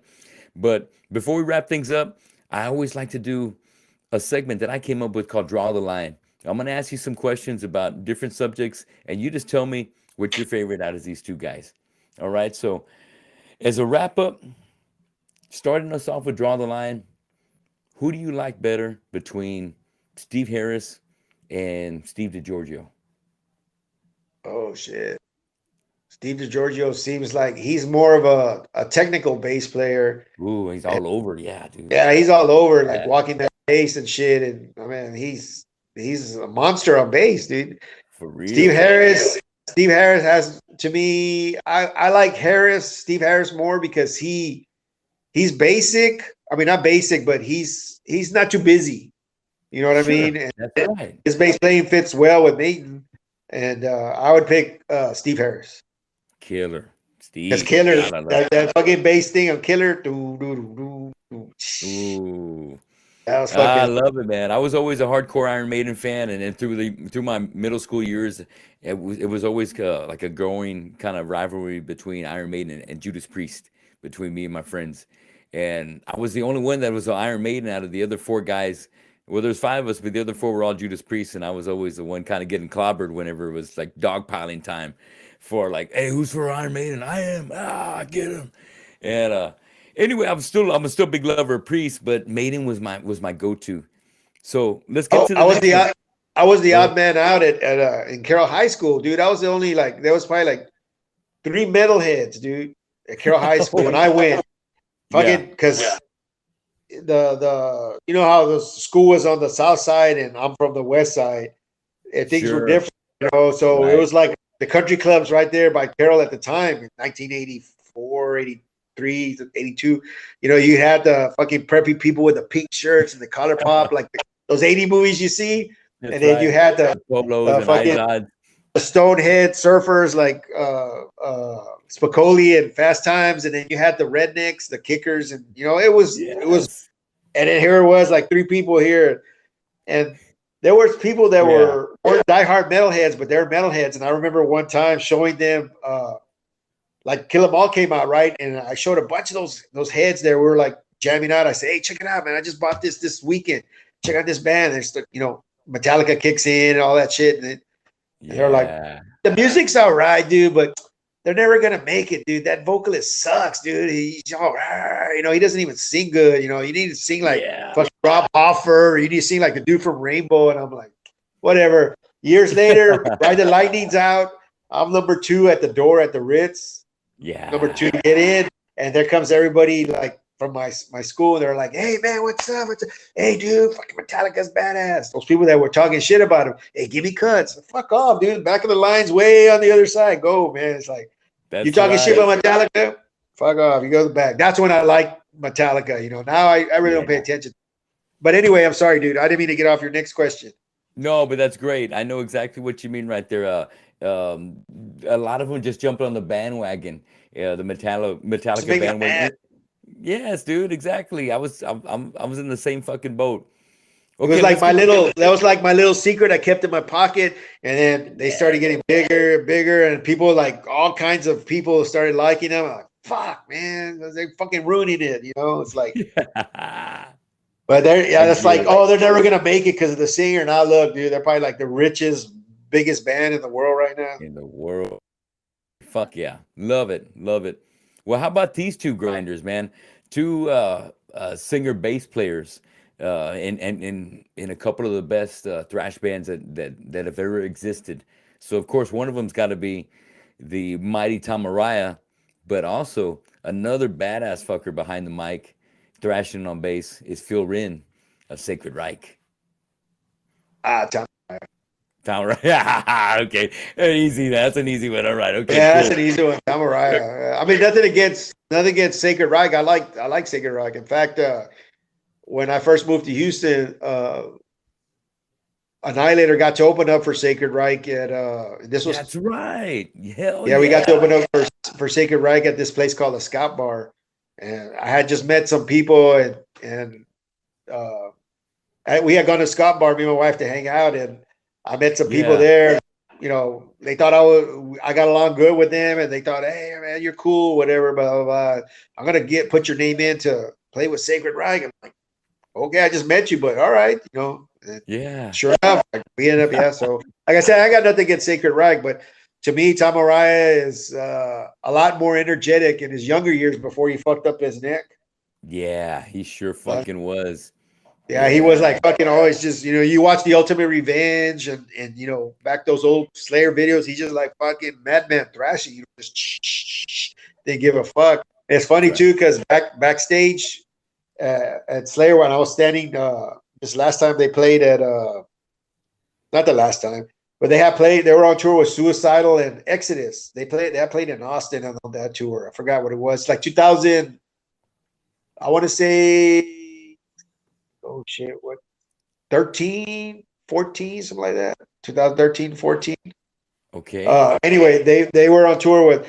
I'm standing back there, and Johnny's showing me like Tom Araya's rig and all that. And there's his like standing up rig that he has his bass guitars in and all that. And there's a piece of tape in there. It says no head banging.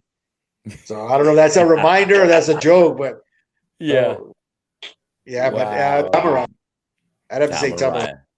Hey, he's like he's like the pinnacle of everything that we've been doing, and such a great soul. I haven't had a chance to meet him, but I did get an interview with Mike De Leon, who plays with Soulfly right now, who happened to be on that last run that Slayer did right before they called it quits. He was opening at the LA Forum shows, Oh, that and super joint, not super joint, the illegals, right? yeah, the Illegals run where they were doing the Pantera set. And yeah, dude, he told me, he goes, dude, I get to hang out with all the guys from Slayer and Tom's fucking, we got to chill a lot, if you know what I mean. And wow, dude, I just great moments. And you crossed the path too, being there for South of Heaven, dude, with Annihilator, and um Of course, they didn't also hang out with us because we were peons, guy. It was like as soon yeah, as I get they it. stayed in their bus, all that they came out. They did. I remember they came out and it was Jeff Hanneman. Who was it? It was it Dave Lombardo? I know Jeff Hanneman was one of them. I think Alonso, our drummer at the time, Alonso Garcia, had some Yeah. albums or a poster. And he was there. He signed his the stuff for. Oh shit, that's I badass. remember us telling them, us telling him like, "Oh yeah, dude, we played with Bloodcom," and he was like, "Oh yeah, yeah." We played with them in Texas. He's like, "Oh cool," because he knew Bloodcom because through Johnny and they used to Yeah, his practice in the same. brother. Yeah, they Yeah. used to practice in the same practice room. But that's not Hanneman's brother, dude. That was just Oh, a it made up wasn't? story. No, dude, that Okay. because they put that on the Wild Rag Like sticker. It says the featuring. sticker. I think it was John Araya and Jeff Joey Hanneman, Brothers of Joey, that was it. Slayer. Yeah, Joey Hanneman. No, they just looked alike. And when they would go to practice, like they would go see Slayer practice, they're like, "Hey, that could be your brother." They weren't even blood related, dude. It was just one of those things that it got around, but everybody It like got you around heard it. and You heard it from me, guy. You heard it from. all right. Well, let's go on to the next one. The next one was the next two bands are fronted by a guy we mentioned and that we hold dearly in our hearts, a Texas native now, but from New York originator, Billy Milano. What do you prefer better, SOD or MOD, Alex? Oh, dude, I have to say SOD. Yeah, An that's from SOD our person school right there. Fuck yeah. because when that fucking recording came out, that Stormtroopers are Dead, I had Yeah. never heard guitar sound that chunky, that production on that, jan, jan, jan, jan, just D. It was Yeah. just like, I mean, every song on that's to me, that's just my opinion. Like Rain in Blood is the pinnacle of Slayer's. Never, if whatever they came out before or after, to me, Rain in Blood was their top. You Yeah. know, It didn't get never any gonna better reach. than that. Doesn't get any better. They're never gonna redo one. A Raining Blood. It's never gonna happen again.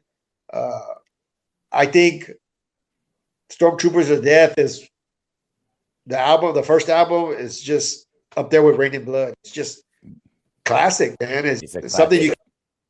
there's very few of those around, but it's like classic that you could pick from a band, That's you know. right. But Beautiful. that, yeah, I mean, that was a nice side project they did. That SOD was just badass. So SOD, hands down, the good thing about SOD, from the beginning to the very fucking end, every fucking jam is a fucking is a shredder. It's a keeper. Even to the last, 10 minutes or 5 second song to Freddy Krueger or Sergeant D in the March of the SOD. It's fucking Big English I or never die. That's right. Speak English, and I never get tired of it. I was putting together a little playlist the other night of something I wanted to put together on Spotify, and I was coming across the songs that I wanted to pick from SOD, and I was stuck in between Freddy Krueger, and Whipped, and there were some songs on there you couldn't even put out nowadays without getting banned. You know what I mean? Like Man, that is um, a controversial. I big mean, time. back in those times was it's how can I say it? I guess kids or people nowadays are really sensitive about certain things because look at, dude, good example. Fearless Iranians from Hell. My favorite song, Blow Up the Embassy. Right. That's my I favorite song. remember that jam. Yeah. You remember the lyric, gonna kill a Marine, gonna wish he was dead or something like that, and it's just like I go back and listen to it now. It's like, Yeah. holy shit, But Fearless, you remember Fearless, man. Oh Fearless. yeah, Die for Allah. That's right. See, I They would love seeing they their used to, shows, man. no, their shows were probably the most violent shows I've ever seen in our scene at the Yeah. time. Like our ballroom, dude. I swear, man. Fearless Iranians. I would go to their shows every time they played. They would bring the biggest fucking dude. I mean, Following from huge San Antonio, truckloads of skinheads and people. Holy skinheads, dude. shit. And fucking, we're not talking about like little skinheads, skinny dudes like the ones in Corpus that we see or the fat skinhead. These dudes were like muscular football players, dude. They look like they could fucking, like play football or some shit, right? They were So, coming down to yeah, fucking Rumble, right?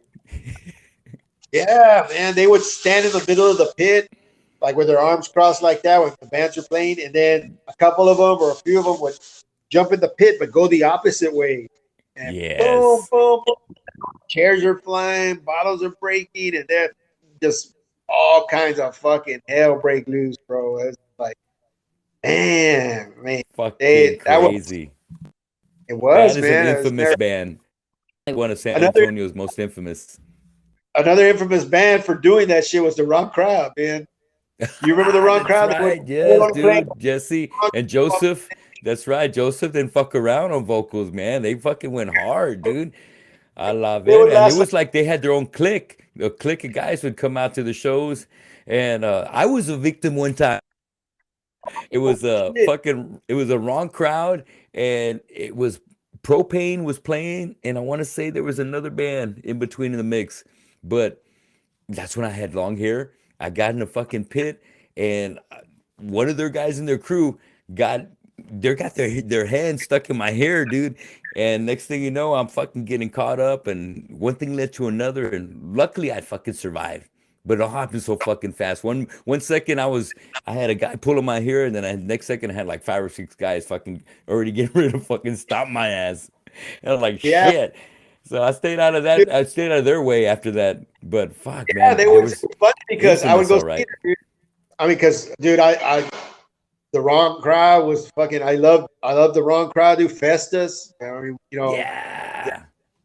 fucking Festus was fucking shit too, man. They were like a neurosis kind of, just a heavy.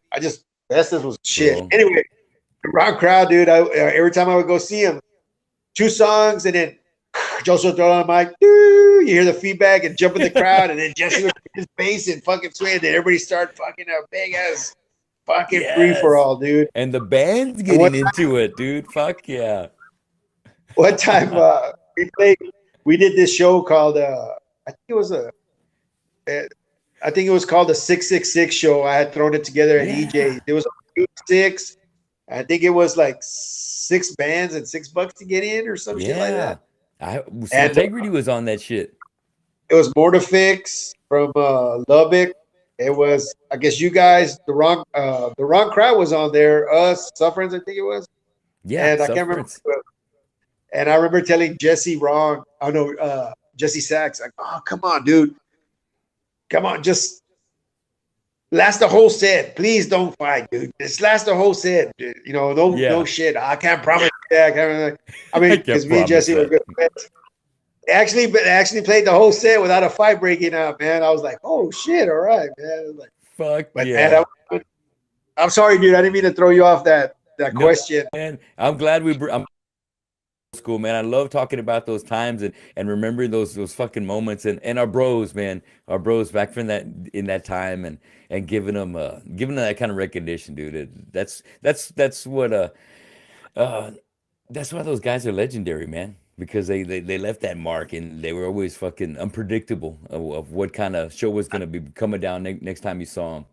Fuck yeah. Yeah, I don't even know, Tony. I mean, you live in Corpus. Is there? Yeah. I mean, West Arnulfo, is there punk scene? I remember there used to be a lot of punk bands doing shows like during my time. You know, the Yeah. '90s. Is there? I There mean, I can't and really I'm not. say there are.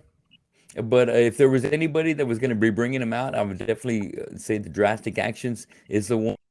And I would say that because one of the last shows I saw Drastic Actions was opening up for the Accused over at the Gators before Gators shut down. But they had a fucking big ass crowd there that just fucking was singing along to all their fucking songs, had a big ass fucking pit going. It just was, to me, it was evident that these guys still fucking pack the house, still bring a big crowd, and that loves drastic actions. So if anybody's able to know about the punk scene, it would probably be the master of the punk scene still left, which is our Newful. And as far as other things, man, you don't really hear too much. There's no shows going down like back in our day. There's still some punk shows that happen, like a place called the Black Monk Tavern. They'll have a punk night, and there's like a punk rock Bentley.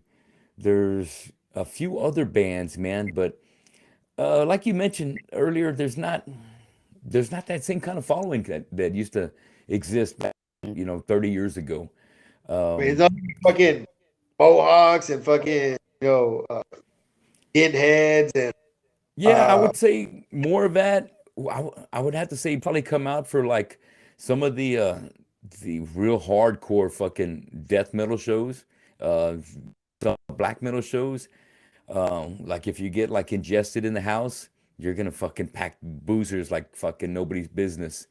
And that's where I'm like, fuck, where'd all these fucking, metalcore, deathcore kids come from? But they're out there, and Boozers has done a really fucking good job of rounding them up and keeping them coming in with the help of Andrew Elliott and the guys from Slam Master Bookings and Productions. Uh, Always keeping good fucking bands out there, and I think those guys in Slam Master and also Alex from Beatdown Productions really have done the scene justice to keep bands coming out. Well, really keeping people out to Boozers nearly on a 2 or 3 night out of the week basis to come check out shows. And us being not in the big market like San Antonio and Austin, where you get shows on Fridays and Saturdays, we normally get the bands here on Wednesdays and Thursdays, Monday nights, things like off night. that.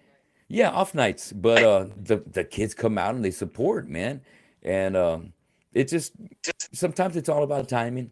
And if you get the right local band to come out and start things off, that's gonna bring a big crowd. Yeah, it can be a big fucking show. It can really be a big one. But it's not like it's not anything like it was back in the day where you had a bunch of different crowds coming together. You had punkers, you had guys that were in hardcore, you got guys that were just in the metal, and everybody kind of getting together and rocking out. But even in those crowds, there was a lot of tension because they came from different sides of Corpus, and everybody came with the chip on their shoulder, and so you get like Trump suckers playing, and everybody's like in the mix from all these different music scenes, and fucking shit gets out of hand, and there's fights breaking out and all kinds of stuff. But that's part of the folklore of Corpus, is that we've had a violent reputation of having crazy shit go down whenever heavy metal bands come down here. like of course the big ones like Slayer and Pantera, but then you have like the out of town bands like Fearless Iranians coming down and creating fucking hell on earth over here.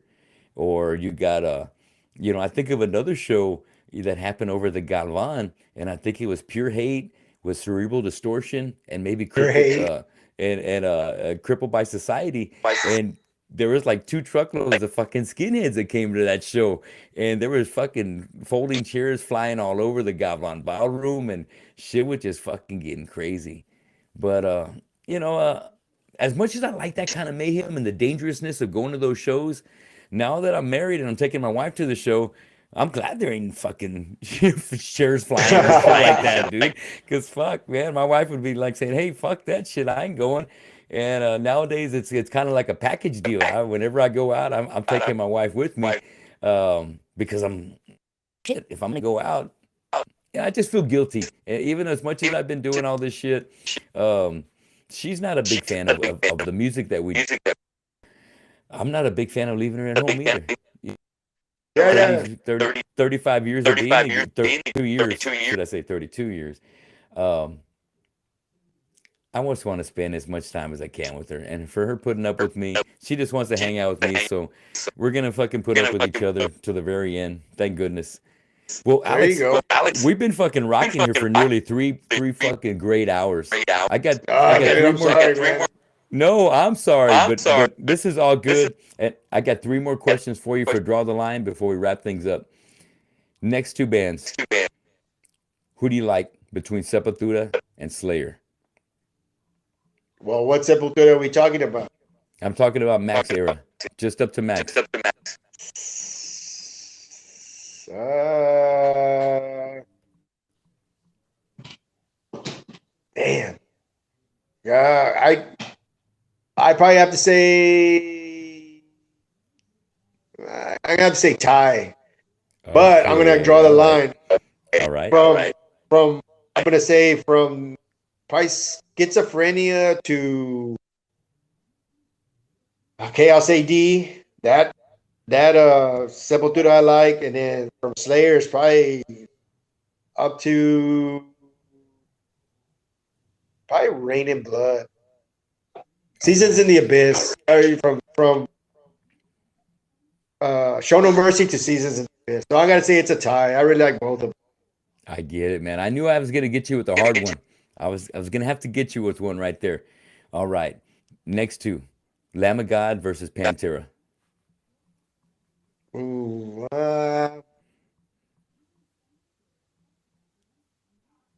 I I'm gonna go with Lamb of God. All right, okay. I remember as Killamora was earning our stripes, Lamb of God was coming up at the same time, and we were always kind of listening to like when Ashes of the Wake came out, or no, take that back, As the Palaces Burn, and we were jamming like over at James's studio, and we are hearing As the Palaces Burn, and it was like I remember we're hearing it in your truck and talking about how they had finally done that one on Pro Tools and how the production was a little different on it. And just that moment of time with Killamora, Lamb of God coming out with that album, that was a fucking special, for us. That was the kind of band that we were aspiring to be like. We were like, yeah, that band right there, they're fucking coming on hard. Let's keep our writing style coming on in that same kind of line, so that way maybe we can fucking open up for these guys next time they come to town.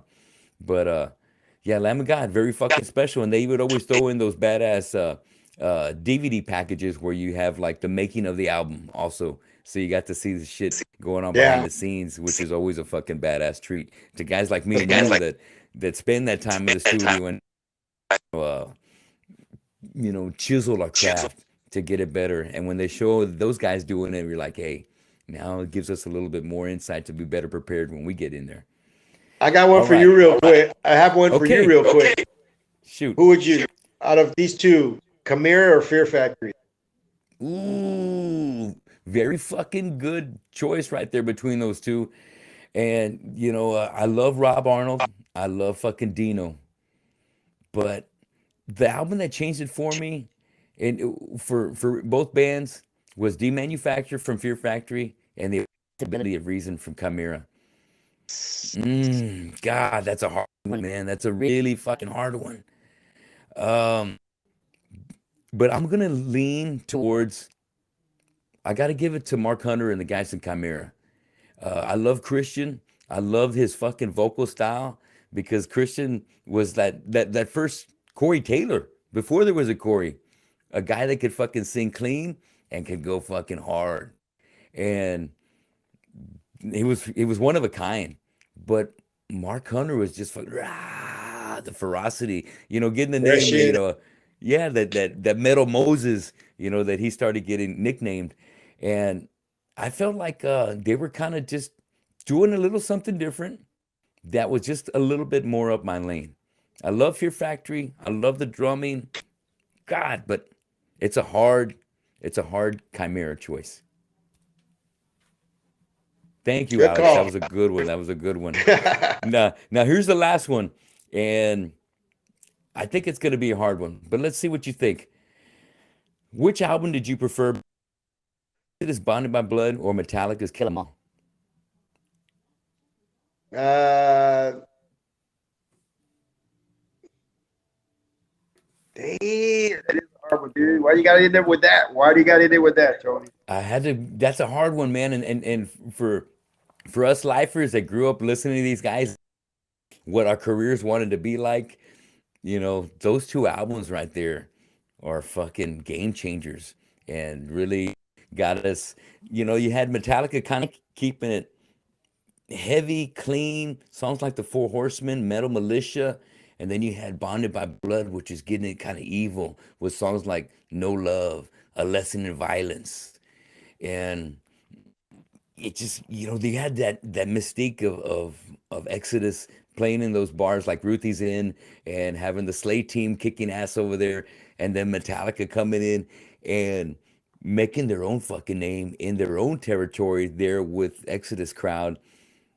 Really two fucking equal bands right there. But as time and as history plays it, not everybody gets beat. So you have Metallica on top right now. But at the same time, you got some major props getting thrown at Gary joining uh, Slayer, which I couldn't think of a better Hanneman than Gary. He deserves it. Yeah, But but what do it you sucks. Is I wish they would have let him at least write two songs, dude, to see what it would sound Yeah, like. that's true. That's fucking true. He deserves it. I know. Fuck. Instead of just solos, I know he's a solo fucking extraordinaire, but yeah, you're right. I You're would have right. liked to see what he would have thrown in with Slayer. Fuck yes. Fuck You yeah. know, just the impossible. I mean, just think the impossible. I mean, the possibilities that That we could have he gone could with. have Yeah, exactly. that he They could could have have gone gone. with him. I'm not gonna say Yes. he would change Slayer. I think he was in that role long enough to know what he could bring to the table that would be Slayerish. I'd bring something Yeah. that sounds Exodus. So, I wish we could have got that. yeah. Damn it. Well, I'll tell you about the question you just asked me. If you would have asked me this when these two albums first came out, Okay. I probably would have said Kill 'Em All. All But right. I, Uh-huh. I, I now at this day, I mean, at my age right now, I would go with Exodus. I hear you, man. I hear you. And things that I bring up here on the Draw the Line, a lot of the choice uh come back to our childhood. The things that we grew up listening to, they stick with us, and sometimes we never falter from that. We're diehards. And this comparison right here, Bonded by Blood and Kill 'Em All, I feel the same way you did. Because Kill 'Em All, when it came out, I was like, oh, it's game changer. I love it. Metallica's top cream of the crop. But after we've heard everything else, a million bands, when those two come up on like serious, I guess I got to go for Bonded by Blood. Fuck yeah, man. That's the shit. I love Bonded by Blood. It's, they, Metallica did Whiplash, Bonded by Blood has Bonded by Blood. That song about being there, doing it, your band, thrashing the pit, what the crowd does. And those two bands, I'm glad that we're blessed that they're still around kicking ass. And I know Exodus is going to be in our neighborhood already next weekend. They're going to be opening with Black Label Society and Anthrax. And Yeah, they're I playing got here in Houston. Yeah. Are you gonna make it to that one? Uh, I don't know. It just depends on my. I mean, I started a new job, dude. And it's funny because Oh, I haven't, I haven't, in the probably like past 25 years, maybe more. I haven't worked weekends. My job's oh always been Monday shit. through Friday, and now this Yeah. job is like I'll get a day off on a Wednesday, or I'll get a day off on a Tuesday or Monday or whatever. It's weird, man. I was just like, and I have to work weekends, where I go in at like 11 in the morning and get out like 8 or 9 at night. So that whole like, damn, I miss not doing shit on weekends. You know what I mean? Just me and my Yes. wife just messing around, driving here, going here, doing this, that, or. But now it's. I realize like, damn, I miss not working. I miss having weekends off. Dude, that's what sucks. So it just depends on my work schedule. I'll All see what all happens. right. We Now get all that kinds of shit every week. And are you coming up to that big festival that's going on? Hell's Heroes here? no man. When is that gonna be? This next weekend? No, 17th, I think it's 18th? in March. I think it's in March already. But last year, Really? Uh-huh. yeah, last year Dark Angel played. Dark Angel, Oh shit. Exciter. Yeah. You didn't hear about it? No. Yeah. And who do they have this year? This year is Possessed, and Fucking Possessed is sick. one of the headliner, and then damn it, dude, I don't know. I'll send you a flyer so you can see. I can't think, but they have a shitload of Yeah, bands. man. Razor, I think Razor's playing. A lot of throwback bands. Badass. I might just be able to make it. Maybe it's a Saturday. I might be able to do that. That'd be a I good think reason for me to get Destruction over was here out of supposed to town. be on it. Oh shit. Yeah, I Fuck mean, yeah.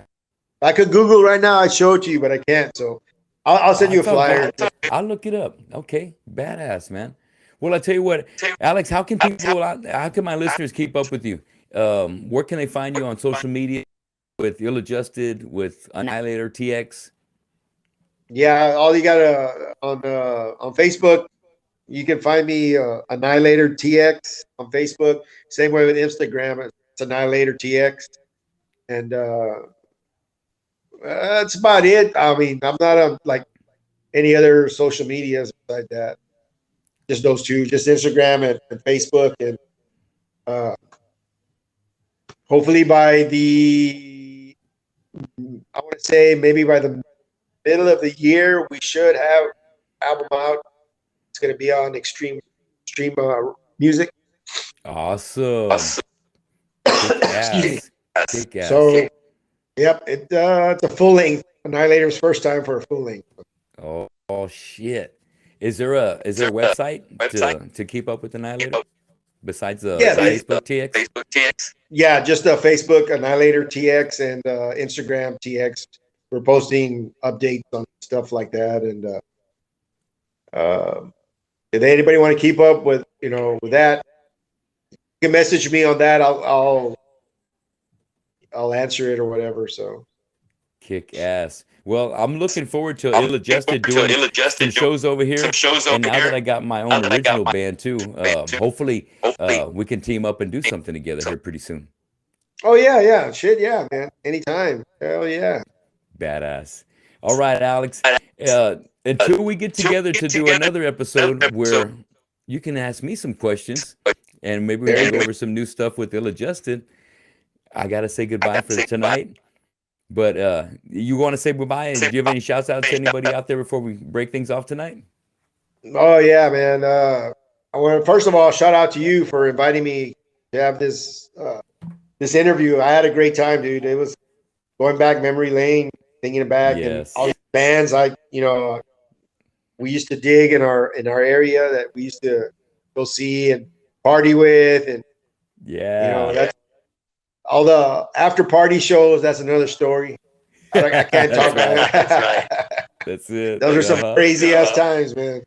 Oh shit, yes. Oh, good So times, yeah, man. shout out to my brothers in uh, Ill Adjusted, you know, Matt, fucking Heck, Arnulfo, Joshua. Shout out to everybody else that tuned into this, man. that stayed this long to watch this long ass interview. I know, right? Hey, I think we filled it up with some great content that friends of ours and people that haven't had a chance to meet us will find pretty interesting, man, because we covered a lot of history of Corpus to really nationwide of everything that you guys have you've been a part of with Devastation, Annihilator, Sufferance, and history is still we still got more history to be made with Annihilator getting ready to put a full length out, and I know there's going to be shows to come and back that up too. So really excited for the future for you and Annihilator still. And Alex, thanks so much, brother. It's been a pleasure for spending your evening with me. And everybody, thanks a lot for listening. We'll see you again at the show. Shout out to your producer. Yes, man. Thanks a lot, Daniel. I appreciate you. And anybody needs any help with any kind of music production, please look up Daniel Adama Productions on Facebook. And once again, thanks a lot for checking out the Tony Gomez Show. Love you, Alex. See y'all later.